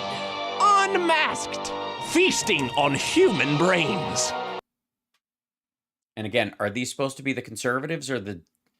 So if you're a Democrat, don't worry. Yet. Night of the... Oh, I see. Night of the Living Conservatives is going to be election night. Because they're going to... It's not like this... They're transitioning premises mid-joke to that will be the... I'm tired. I'm going to doze off. Living conservatives. And I would like to say that I appreciate that this is better than them filling this time with one of them talking. Rated R for Republican. Kat, I just had a mild epiphany. Oh, Lord. I'd like to share it with you. Would you like to hear it? Yeah, sure. It's that I will never have a strong epiphany. Sides tend And Steve Ducey is there. to use fear as a persuasion tool because it's the most effective one. Republicans do it, and they have legitimate fears about crime, and Democrats do it. It's always about racism. Maybe that's why. Which is not legitimate, by the way, apparently. That the argument here is that a fear of racism is not a legitimate fear. A fear of crime is. The libertarians fail. They never use fear as a weapon. Libertarians never use fear as a weapon? Are you out of your fucking mind? They're anarchists, you moron. Maybe they should. Is she a libertarian? Is that the case we're making? What do you Oh, think? I mean, I'm pretty afraid. Yeah. Well, I mean, you're considering your workplace and the fact that they all worship a dude who grabs women without asking. I can understand how your trepidation. What are you afraid of? What am I not afraid of? Right. I mean, Hannity works there. Yeah. Yeah, and it's something really bad Have you ever been near Tucker's bathroom? that could happen at any moment. That's Worst things, you don't have any warning. That's true. Like Greg's jokes? True. Well, I mean, you certainly aren't burdened with a setup, but then the punchline never comes. So I take it back. Pretty damn depressing. Now tie that into the segment. Okay, well, I don't know. I don't know This is good. So far, this is good. I take back what I said. This is must-see TV. how much time we had here. Okay, I think also that it's She wrote it down, motherfucker. Okay, so, side note, and then we'll get to this. I did a show a couple of times. Byron Allen has this show, Comics Unleashed. And dude makes bank on this fucking show. And he does it in the studio that he owns. He's kind of like he's the TV version of Tyler Perry. Like Tyler Perry does the movies, he does the TV part. He's got this little studio, he does this like judge show, and then he does Comics Unleashed in the same room. And he's got this little room, he just makes all the productions in one building, right? They just rotate them all day long as live shows, and then they move on and they shoot. And during the show, it's called Comics Unleashed, and it's the most leashed you will be as a comic in your fucking life, because you have to send them your bits written out. You have to type out your bits that you're going to do on the show, and then reference them. And there's got to be a last line and a first line of the bit that they've got to use to cue. And then Byron will, the illusion being that, okay, we'll look at your bits and we'll try and coordinate them so it flows like a conversation, and then he'll toss them around like a genius. Doesn't even fucking bother. He just ping-pongs back and forth between bits. It's bizarre. And he'll go like, Gary, I understand your mom just moved in with you. Yeah, he did bit. And then as soon as the bit's done and he knows what the last line is, he doesn't go, yeah, your mom, you should hear what his mom does, because she's got a cat who da-da-da, and he transitions it. He just goes, waits for the guy to finish his line, and then he goes, clap, clap, clap. He literally says clap, clap, clap. He says clap, clap, clap. The audience claps. And then during that clap, which they cut through, he goes to whoever the next person is on his list and says, hey, Sarah, I understand you've got 2 cats now. That's it. And then he bounces it. It's terrible. It is just ridiculous. But it's not fluid. It's so fucking ham-handed and awkward. And yeah, it's very condescending. It's brutal. Oh, no, it's not like Jeb Bush. They cut that part out. He goes clap, clap, clap, because he's directing the show from the seat. So he's basically like he doesn't even trust his warm-up person or the jokes to be funny. It's so weird. Anyways, this is that without hiding it. See her list right there? They went through these segments, and Greg was like, after that, I'm going to say the thing about fear, and then I'm going to throw it to you, and you go to the things we wrote down that she's got written out. It's just, oh, God. There's too much work going into it for it to be this bad. You can freeball it, and it wouldn't suck this much. It's not just about the things that Biden says about Trump supporters. It's also, if you look at what's been in the news, the FBI treating parents who, who threatened the lives of vice principals and school board members. have concerns about the school board. Yeah, just concerns. If you have a concern, excuse me, could you step outside, please? Yes. Do you have any, I'm going to pat you down because I like it. Do you have any concerns in your pockets? Because if I find one on you, I might have to shoot you. Concerns. They're teaching in school as domestic terrorists. People who have any sort of appreciation for, American Revolution symbols are violent extremists. Yes. American Revolution symbols. More on the Confederate flag was a Civil War symbol. The hell are you talking about? I'm sorry. Do we miss something? Do I not know that she has a history of dressing up like daughters of the British side of the revolution or some shit? Yeah. I think it's past. What do you mean, yeah? No, back the fuck up. What do you mean, revolution? What? Oh, you think 1776? Is that what you think? Just people who like 1776. Oh, you mean the people who are calling for open bloodshed? The point of people being concerned about if I say I support Trump, what people think. They'll think you're stupid and gullible and an asshole and worst of all, you're not actually conservative. You're just gross. You don't actually give a shit about the country, or you'd have gotten us out of Afghanistan and passed a fucking infrastructure bill. You don't give a fuck. And now it's like, if I say I'm a conservative, what might they do? Nothing, because if you say you're a conservative, that's not you saying you're MAGA or a MAGA conservative. There's a distinction. Say it. Seriously. He makes a distinction in the fucking speech between run-of-the-mill Republicans and maggots. Yeah. So I think that's where more of the concern comes from. Yeah, just saying conservative and you could get a pie in the face. Or they might, set fire to your show notes. Terrence, this is a very good point that the young lady just made. That we wrote down and we talked about before the show that I have in this stack of shit I'm carrying. Like, what is this? Are these some of the Mar-a-Lago docs? After relentless prodding on my behalf. Right, see that? He's checking the list. Is anybody less fucking capable of doing a show? Isn't it funny? It's the he's awful at this. Now I'm aggravated as a former show host. This isn't the hard part, fucko. It's not. Especially if you've got teleprompters up where you can go, you talk to her, she's got her piece, go, that was good, engage. They just don't have somebody who will cut back and forth. Nobody's doing it. They're supposed to cut to them, sit on them, say their piece, cut back, sit on them. Whoever directs this fucking show is not interested in switching live. They're just setting it up. This is all producer driven, and this is all Greg Gutfeld fucking corralling every moment into a fucking cul-de-sac. God damn. MAGA Republicans that actually have to be scared because they actually have to be scared. How weird is that? And they're the ones with the guns threatening people. Isn't that weird? Open carry people are afraid to say that they want a revolution. People are embarrassed to say hang Mike Pence. They're the ones being branded as dangerous. It's so funny. You know what? It's crazy because I'm mad.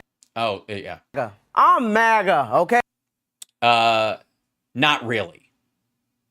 Yeah. They call him, yeah, I'm MAGA. Are you MAGA? Yeah, I'm MAGA, Are you baby. MAGA? Yeah, it's a MAGA. By the way, this is a MAGA safe space, by the way. These are people that mock safe spaces who only hang out in safe spaces.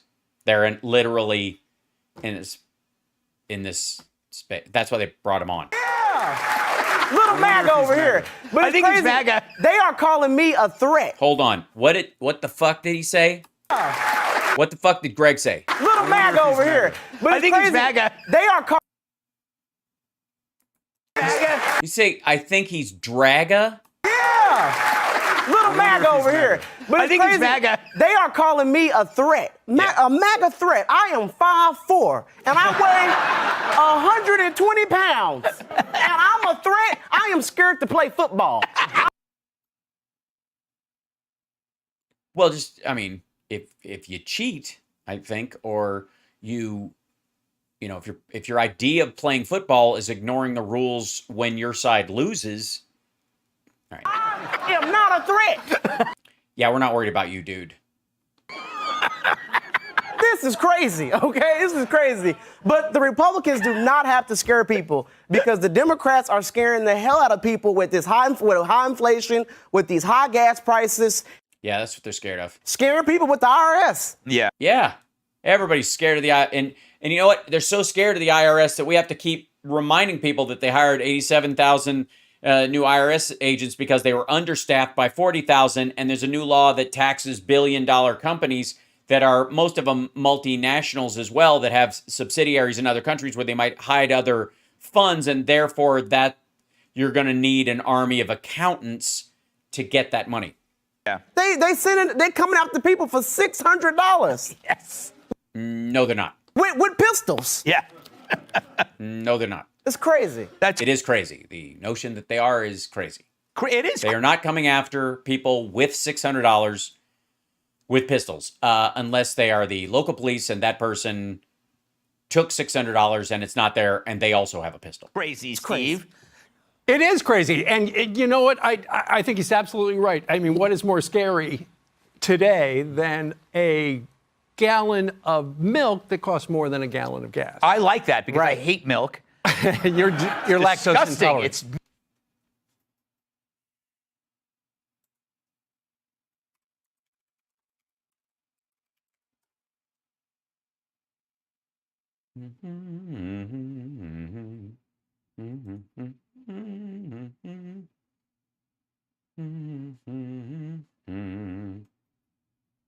Where is it? Here we go.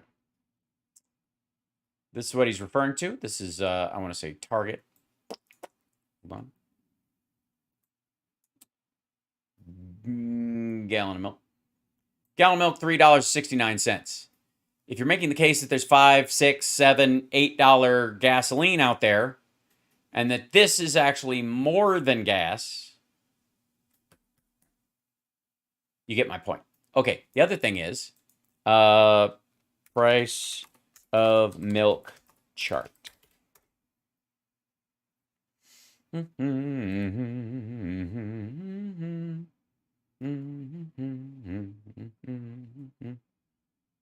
Okay, so this is, I guess, see, this is the Fred. Hold on one second.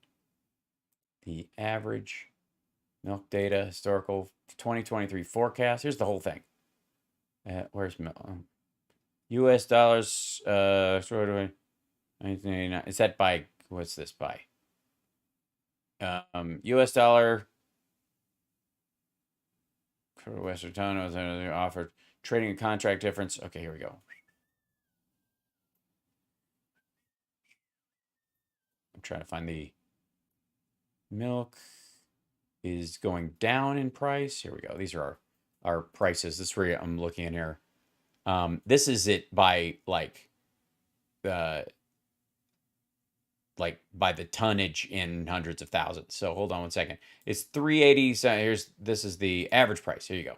So this is the average price. This is where it is right now. It's down below that now. It's obviously 360. We just looked at it on there. This is the average price at 4194.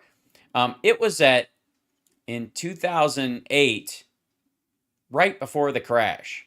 it was at 377, and the dollar was worth less. The dollar's incredibly strong right now, even still. So there we go. So we're almost at parity here, and it's on its way back down, by the way. This increase right here, that's what they're talking about. But it was right here before, like,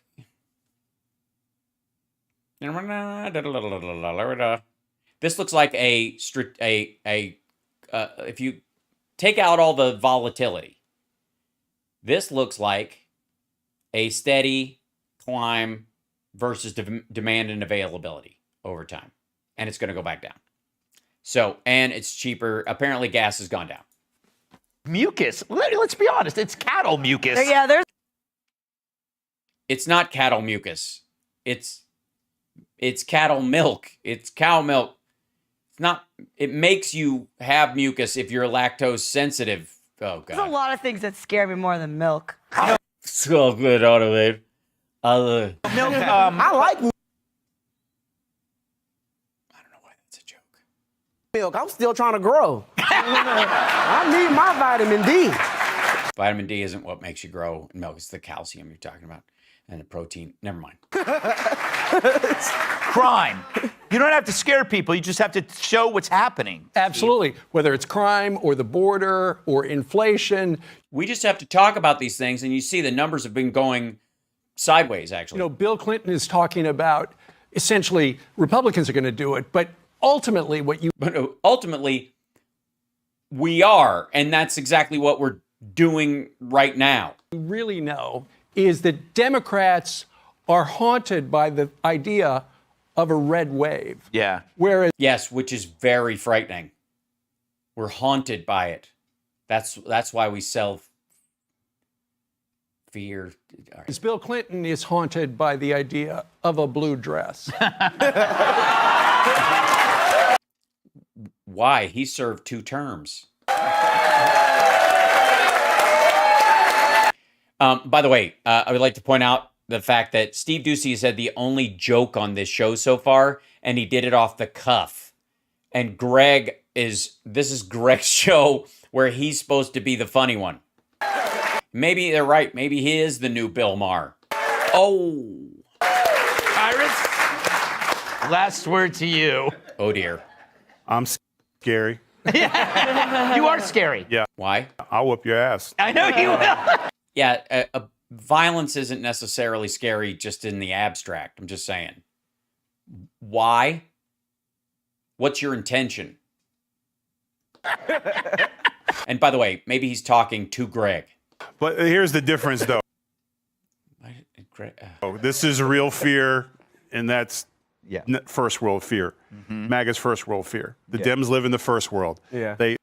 Yes, so do you, dummy. They want us worrying about pronouns and stuff, and Republicans live down In the third world. on the ground, boots on the ground. They worry about inflation, education, crime. So they're in real, tangible stuff and here's I hate to tell you this, Mr. Clinton, they are afraid. Americans are afraid. They see what's happening in our school systems, in our neighborhoods, in our cities, and They should be afraid, be very afraid. And Republicans should use that fear to make people more afraid. And they are afraid because they're naturally afraid of things that are naturally afraid on our bank of scary. And I will beat you up. accounts. So that's a real fear. So the only thing that you hope is the Republicans actually do something about it when they get in there. Yeah. Yeah, that's I understand that fear since Trump had 4 years and apparently did not drain the swamp, made it worse. That's weird. The FBI's fucked up more after he left because the guy he put in theory, that's what they're saying.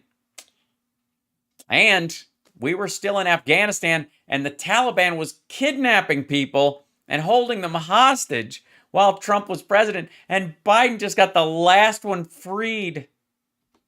Because nothing's worse than telling us we recognize your fears and not doing.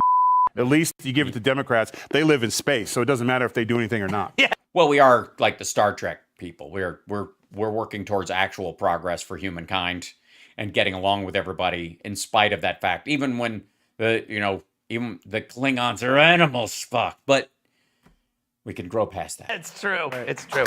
You never expect anything from them. All right. Hey. You never expect anything from Democrats or No Republicans? matter if they do anything or not. Yeah, it's true. It's true. You never expect anything from them. And yet, they do things anyways. Infrastructure bill, CHIPS Act, reshoring factories at a highest clip, cutting the deficit in half, unemployment cut in half, wages going up 5.6%. Why is he wearing a wrestling belt?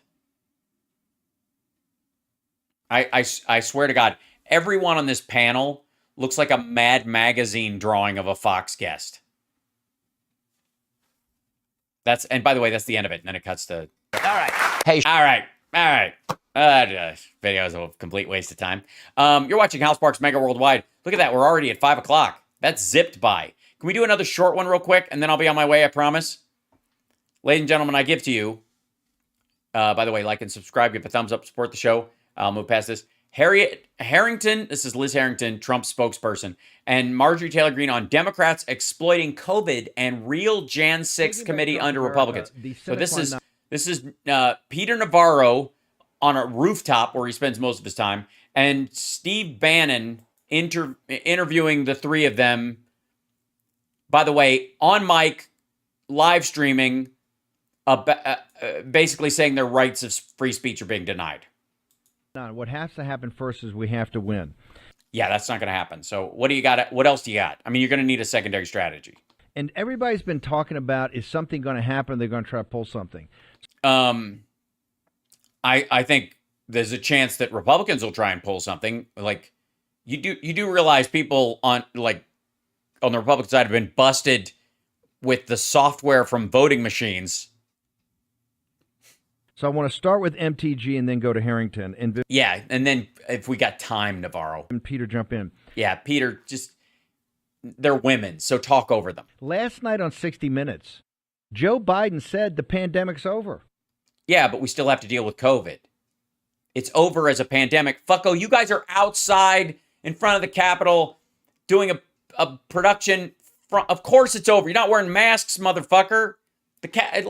Every time she goes to the Capitol, she doesn't have to wear a mask now. That part of it's done. That's what the vaccinations are for. That we successfully moved past it. There's still people who have issues with it. There's people who have long COVID. There are people who have autoimmune disorders that might be affected by this. But the entire country shut down as concept is done. The president of the United States, or the guy at 1600 Pennsylvania Avenue, said... the president of the United States. The pandemic's over. Correct? Yeah, what else did he say? What else did he say, Steve? Hold on one second.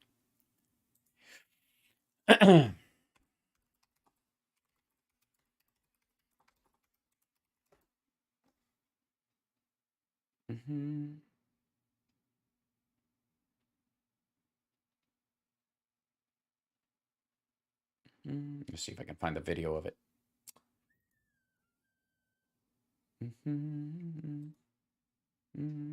Let's see if they play the whole thing.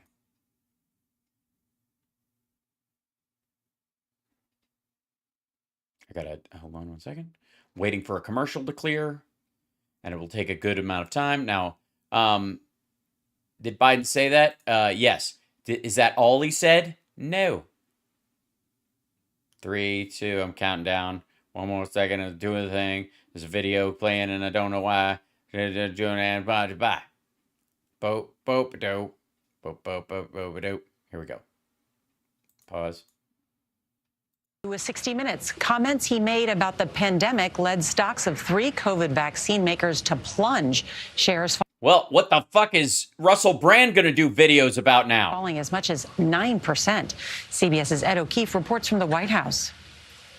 President Biden's conclusion on 60 Minutes Sunday that the COVID pandemic has ended prompted pushback from health experts and clarifications from top officials. Yeah, clarification. Pandemic is over. We still have a problem with COVID. We're still doing a lot of work on it. But the pandemic is over. Right. Technically speaking, the Western world is in the dealing with it phase, in the endemic phase or the function phase, as opposed to it being a pandemic. The actual pandemic materially is over in that regard. The fact that boosters are available, the fact that there's an over-the-counter free medication if you get it. Like this is such fucking bullshit. And by the way, again, Russell Brand's whole last year of clickbait has been based on the idea that Fauci's a monster. This is all about Democrats controlling your life, and that it'll never end because it's really about mind control. And then Biden catches shit for going, the pandemic as we know it is over. We need, we still got to deal with COVID as it comes up. But yeah, that part of it is done. Correct me if I'm wrong, MTG. Doesn't he still have an emergency order out there? And that's one of the tricks he's using for, I think, for the $1 trillion write-off of the deadbeat graduate students. The deadbeat graduate students. There you go. Woke graduate students. If Joe Biden... Oh, deadbeat and woke graduate students. ...said the pandemic's over, shouldn't the emergency order be lifted right now so we know there can't be any games played about the upcoming election? Ma'am, start with MTG and then go to Liz Harrington. Yeah, it's the game. That's why he's doing it. He's just raising the emergency order so that he can put it back in right before the election, and we'll all have to vote by mail again during the midterms. Oh, absolutely, Steve. If the pandemic is over, which, by the way, the pandemic is over. All right, I'm honest to God.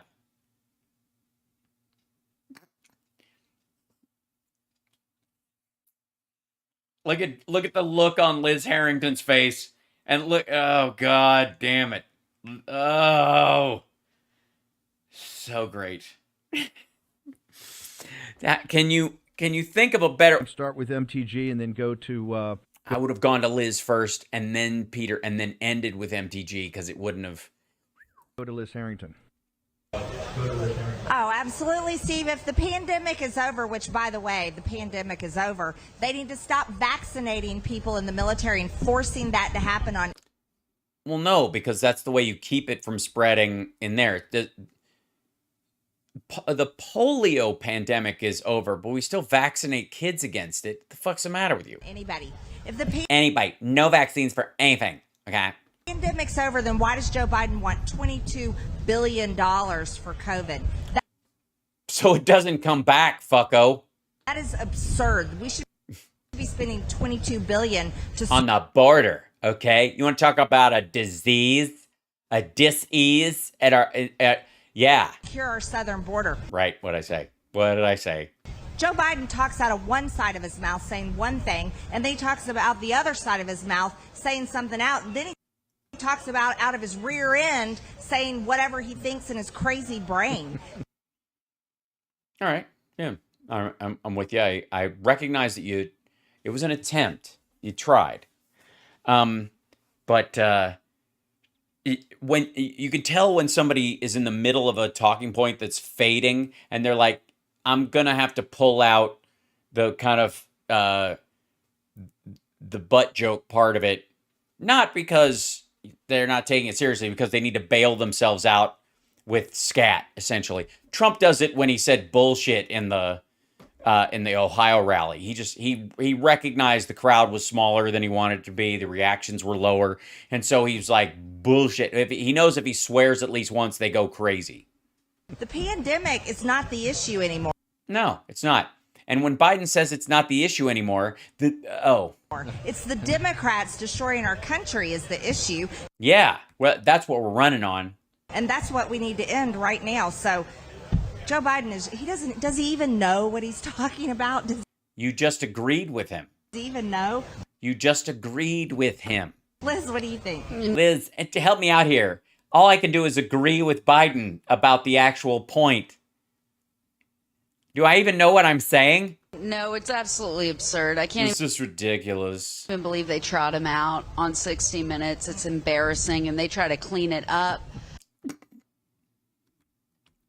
This is the moment we all realize that Liz Harrington has never watched Trump's 60 Minutes interviews. For every answer that's a disaster. I mean, his just. Project much, Liz? Liz is one of the people standing just off screen during a lot of these interviews, including the John Voight thing. Justice Department, as far as I know, is still in court trying to make us wear masks on airplanes again. No. I mean, No, they're not.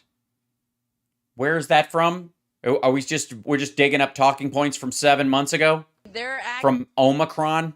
they want maybe there. That it's just mind control, okay? Glenn Beck is right. Maybe this pandemic is over. Maybe he's gearing up for the next pandemic. That's what it is. Yeah, this they tried it with COVID, and they were like, "This is just a dry run." That was a little snotty. Which he says is coming, They right? tried monkeypox. They tried, but nobody's buying. But the American people are so wise to what's going on. They do. Yeah, we're wise to the fact that you're making this up. Do not trust anyone in this government. Yeah, mainly, especially the rhinos. Certainly not Joe Biden. And I think people are kind of bracing for the next thing that they're going to try to use to take away our freedoms. And the American people, our eyes are open, and we're not going to let it happen again. Yeah, I always love it when people make up this is sort of what I would call a straw monster argument. You make up a monster. Cenk on TYT does this all the time. Make up an imaginary horrifying possibility, and that's not going to happen, that somebody you're against is going to do. They're going to try this, you watch. And then unless we put pressure on them or we let them know we're not going to fall for it. And then you yammer about it for a while. And then when it doesn't happen because it was never going to happen, you can take credit for the thing that never happened. This is the same shit. They were going to do it, but they were afraid that this would make him even more powerful. Like that kind of shit. Oh, God. I hope I don't get arrested again. Sorry, I got to go charge my ankle bracelet. I hope that Biden doesn't lead us into war. I think one of the craziest things he said. Look at Marge. Yeah, war. What is it good for? Russians beating Ukrainians. Yeah, that's what it's good for. Last night, out loud, he said out loud the truth. Was talking about troops in Taiwan. We have troops in Taiwan, fucko. We didn't have troops in Ukraine when Russia attacked. We have troops working with the Taiwanese right fucking now. If China were to attack when Pelosi was there, or now, or in 6 months, we have people there, which means China attacked Taiwan while our people were there, while we had Marines on the ground. You're fucking A right they would fire back or participate, or we would send in reinforcements. It's different. It's like the way Donald Trump was able to keep peace by whispering that I'll just let you take it. Just let me get my second term and it's all yours. The communist Chinese, even as we were just kicking the stuffings out of them. Yeah, they did retaliate with a bioweapon, according to you, though. Tariffs. It costs the world $15 trillion, whatever his argument is. Economic aggression was to do the Teddy Roosevelt thing. It's like walk softly and carry a big stick and give that stick to Kim Jong-un. Walk softly, and they knew he carried a big stick. We got. Not if they listen to the Stormy Daniels interview. Joe Biden, Steve, doing just the opposite now. He's talking with braggadocio. Yeah. Unlike the Chinese wolf warriors, who apparently, when they were being dicks in Alaska, really showed Biden's White House who's boss. But all he does is show weakness, and it.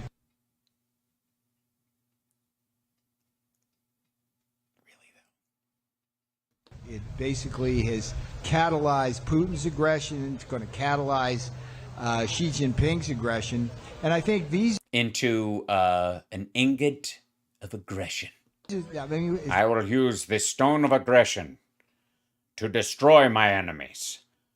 Achoo! Fuck, it fell apart. I don't know what happened. In some sense, in this election, everybody's kind of forgotten about communist China. Yeah. Who? I don't even remember what he's talking about.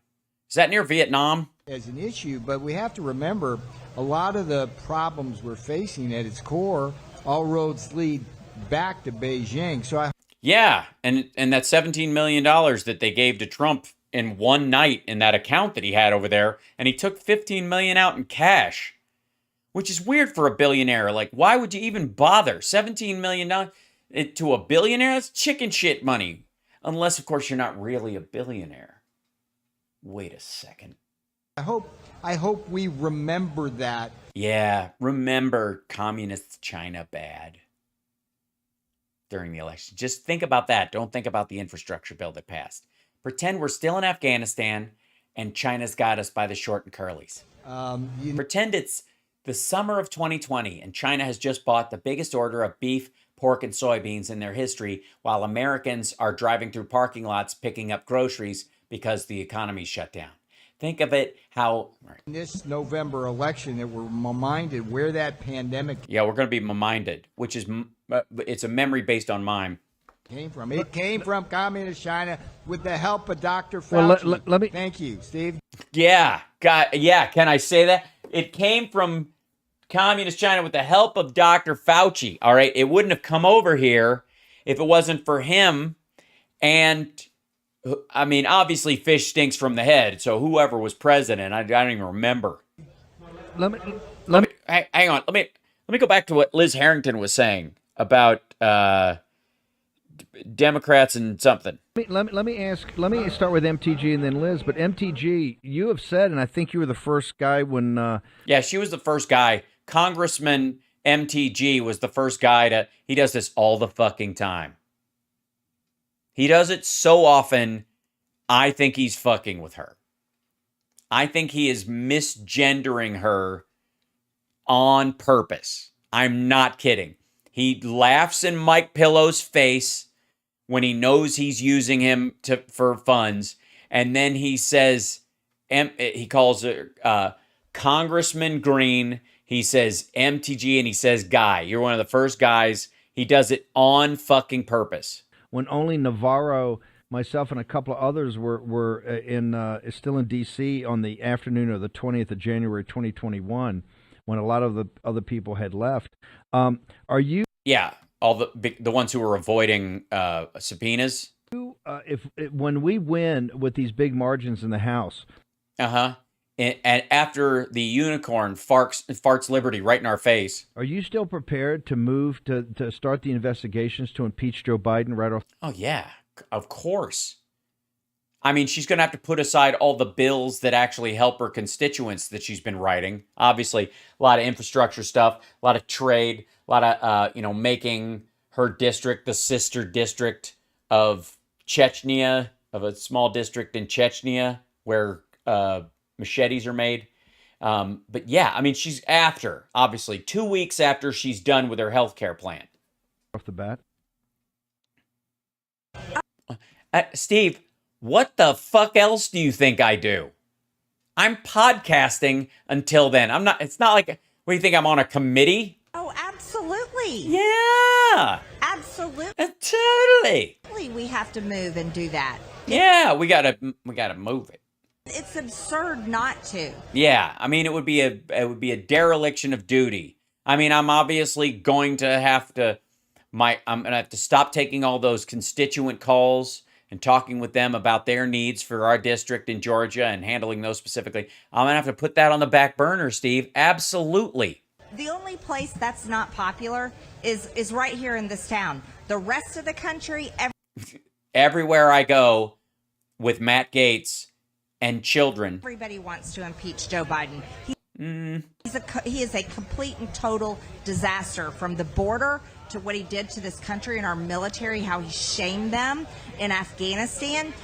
Oh, by not leaving them there? To selling our strategic petroleum reserves. He is literally selling out all of our oil. And that is... No, he's not. He's literally not.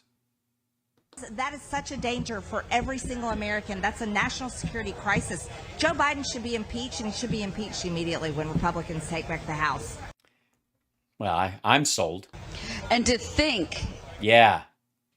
Well, obviously not something that Marge does. That they disgraced the even act of impeachment by using it shamefully. And on someone as pure as Donald John Trump. I mean, does that word even mean anything anymore? Illegitimately. Against the greatest president we've had. Ever. Yeah, fuck those founding fathers assholes who wrote the whole thing. And Lincoln. who cares if Johnson signed the Civil Rights Act or Kennedy in the space program, Eisenhower, Roosevelt? Like, I mean, and don't get me started on the Republican greats. I mean, come on. President Donald J. Trump over a perfect phone call where he was She is, she's not just his spokesperson, she's his stunt mouth. absolutely right about the corruption that still hasn't been rooted out with the Biden family. And he was impeached a second time for telling people to be peaceful. Yeah, that's why.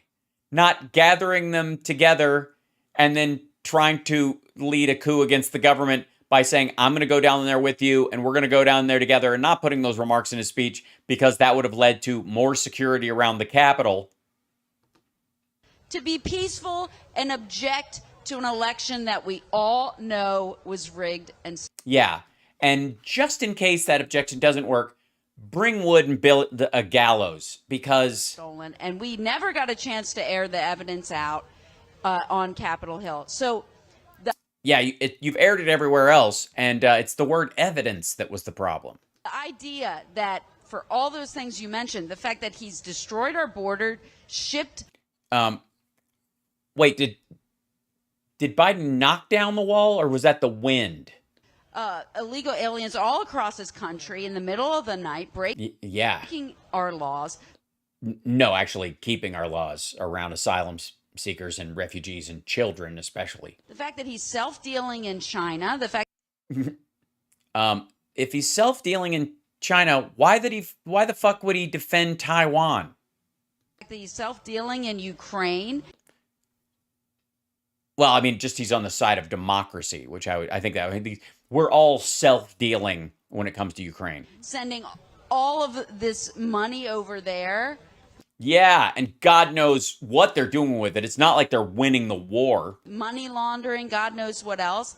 Yeah, I think it's something about weapons and people not dying and starving, and transportation of people fleeing and then helping them get back, and some rebuilding and helping them make their bond payments so that they don't collapse as a government, and something about that. Mostly double dealing.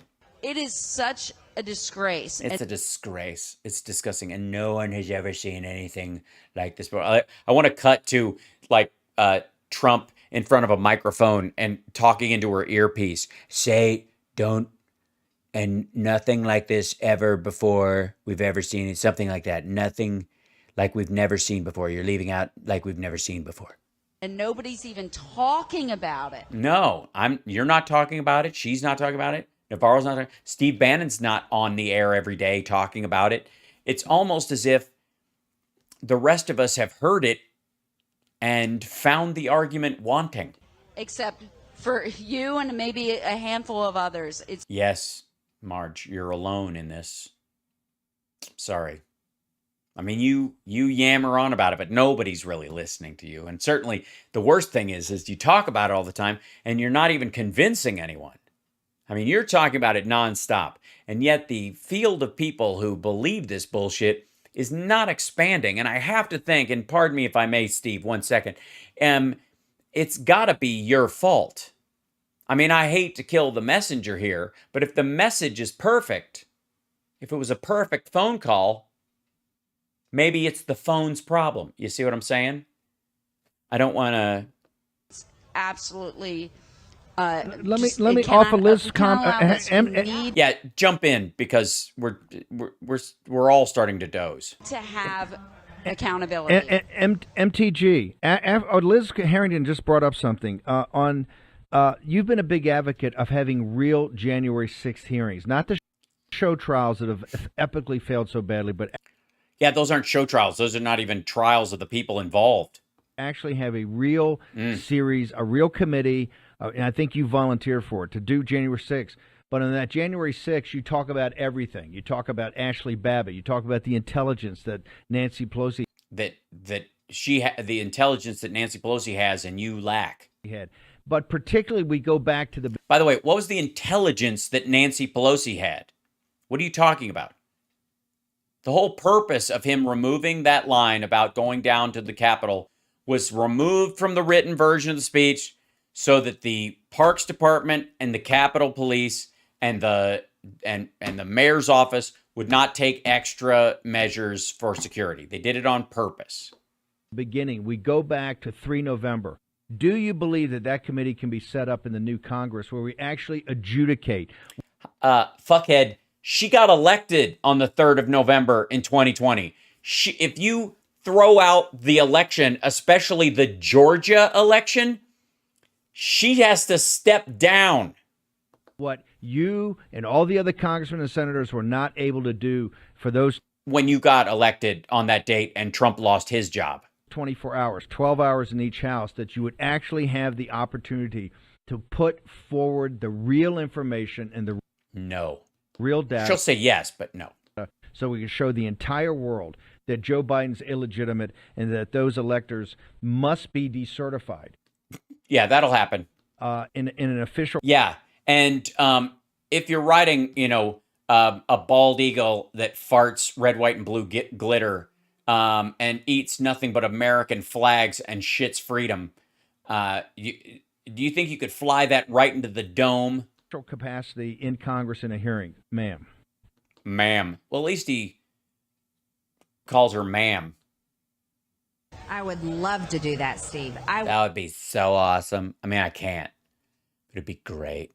Wouldn't that be great? That'd be so great. I mean, I'm only in, this is my first term, and I'm not on any committees, and I wouldn't have any idea how to write up anything even remotely close to that, but that would be awesome. I would love it. It would take a lot of courage from my colleagues, but I'm on board with that. Or a lot of gullibility and a total wanton disregard for their own careers. From day one, it was a real failure. From day one, you wanted to upend the November election from 2020 when you got your job. Obviously, it was fraudulent, especially Georgia, right? To the American people. How does that not a thing?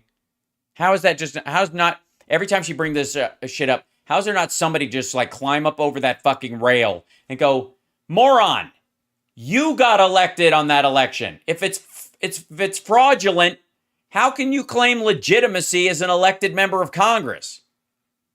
Why haven't you stepped down in protest? All right. Let's spell this out. Yeah, okay. Uh-oh. She's going to try to spell. For the dummies that watch your show and then attack. Ouch. I hope she's talking about me. I think she is. Although she might be just talking about the general audience. Attack you constantly. No dummies watch the War Room, by the way. Well, no. No, she means the ones that attack him. Because obviously lots of people are attacking Steve Bannon all the time, pointing out how wrong he is and how dumb he is. And obviously, there's lots of them.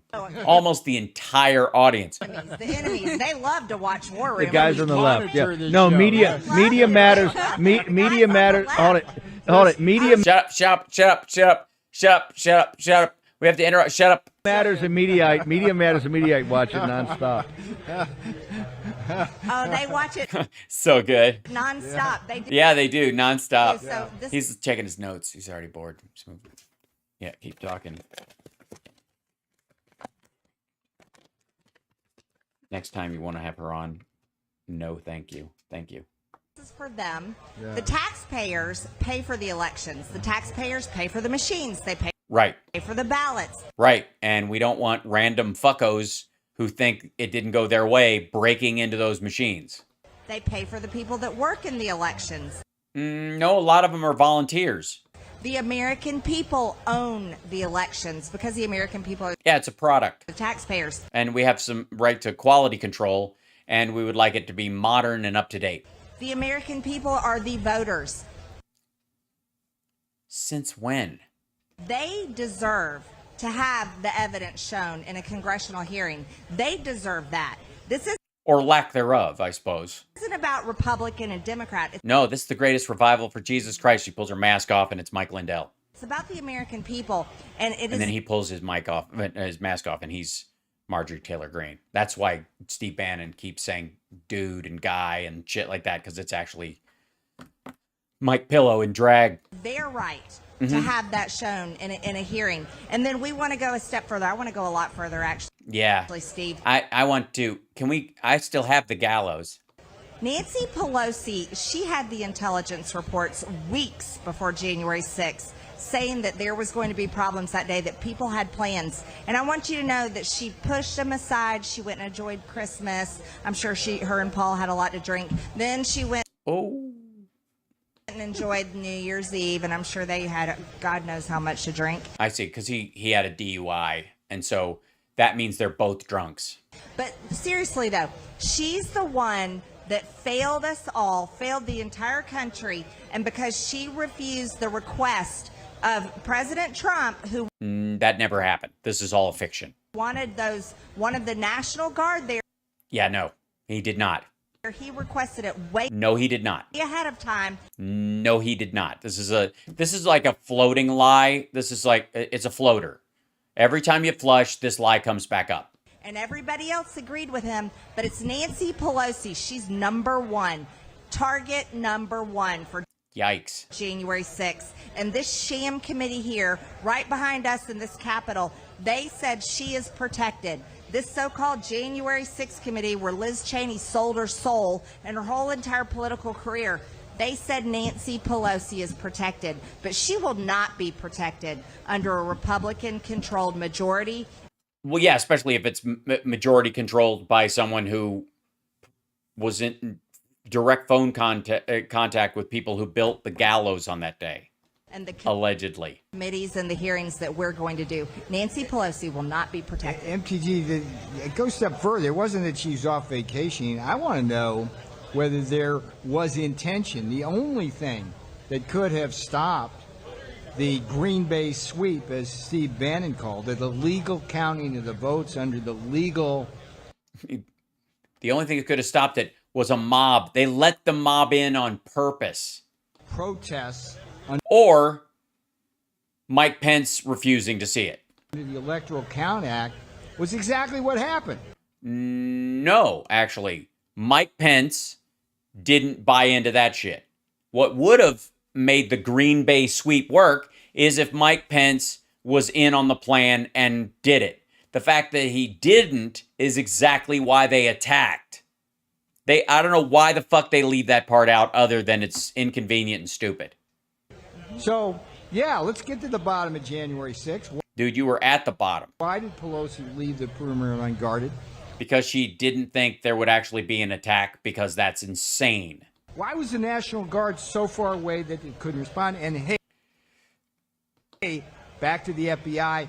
Why is it there appears to have been FBI informants possibly instigating violence? There weren't. This is what I wanted. I would love to know that. I mean, it's been covered and everyone talks about it. But Mike Epps, Mike Epstein. Jeffrey Epstein was there, and he whispered in someone's ear and made them climb over and attack a police officer. No. And by the way, I mean, the FBI... Yeah, Steve's just out. I want to know why this plot against the president to stop him from even running by building a criminal hoax against him. Will that not, Marjorie Taylor Greene, be a subject of an investigation? It absolutely should be a subject. Yeah, it should. We should look into that. We should look into...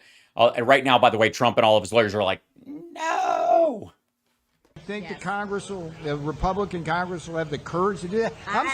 I don't know. I mean, Republicans are chicken shit, weaklings, no spine, can't get anything done. You heard Trump. I'm disappointed in them.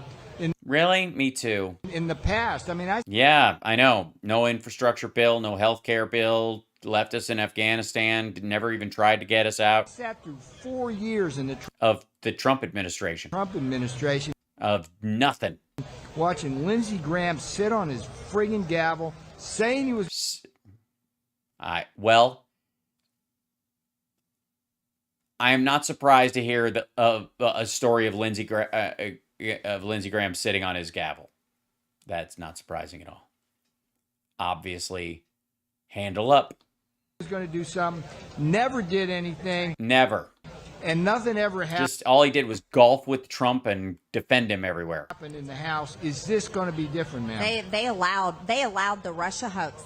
They enabled it. Yeah, that's right. Yeah, I mean, the Republicans are probably the worst. If I were you, I would work to keep those guys from getting elected. I mean, by comparison, Dems are nothing. And they sat back with their hands crossed and they're gavel up their ass. watched it. No, you're 100%. Yeah, fuck those people. Fuck the Republicans and all of. No, Republican-controlled Congress better have the backbone and spine, and I'll tell you why. Our voters will not give us a chance in 2024 if we don't do our job that they're giving us to do, hiring us to do. Yeah, so far, they don't seem convinced right now. When we take back the House in 2023. Take back Trump's America. Oh, I guess she means January when they're sworn in. MTG, I know you got to. I know, MTG, I know you got to bounce, but you're the tip of the spear, armor-piercing shell. MTG's got to bounce. MTG and Liz too. MTG, what's your social media? How do people get to you, ma'am? Oh, ma'am. You can watch my MTG live show. Well, I'm on Getter, I'm on Truth Social, I'm on Twitter, I'm on Instagram. Everyone just look for Real Marjorie Green, Real MTG, or Rep MTG, verified accounts only, and you'll be able to find me. Yeah, don't go to those mock accounts, which say what I really believe. Truth Social, I'm at Liz, Real Liz last- USA. And one more point, I mean, the FBI can box in Mike Lindell at a Hardee's in the middle of nowhere. Maybe they could, That's his hometown. Don't call it the middle of nowhere. It's 6 miles from the middle of nowhere. find out who It's on your way to nowhere. You will pass right through. those pipe bombers were. Yeah. Oh, looking right at her when she says it. Look at Navarro, like, oh. Or what about Ray Epps? Ray Epps, everybody. Yeah, Ray Epps. Everybody. What about Ray Epps, guys? Asked and answered. Hold it. No-brainer. Yes, that's a no-brainer. No one with a brain actually gives that any thought. All right, I went over. I appreciate you guys. I'll let you go. I adore you. I will see you in the morning for the morning show and the afternoon show tomorrow. And then Thursday is a travel day because I'm going to Chicago with my girlfriend. We're going a day earlier than we would because I love Chicago and I love everybody there. And hopefully we're gonna see Mark there and a couple of others who are gonna join us.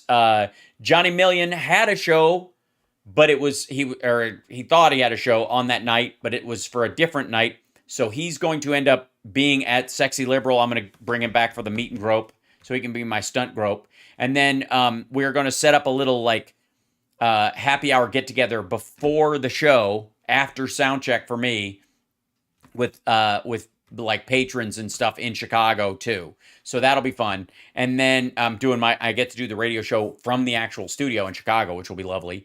And that's that. Okay. And anyways, getting ahead of myself. Next Wednesday, I'm at Flappers, by the way. If you're a patron, you get to watch the live stream of it as it happens. And then, of course, if you're in town, you get to come see me live free. So think about that. My birthday is on Sunday. Makes a good gift. Also, Philip Ittner gave me his Amazon wish list. I'm going to share that out. And then some people have asked for mine, so I will share it out as well. I talked him into making one for his return to Ukraine. So those that want to help. Anyways, love you guys. Okay, bye.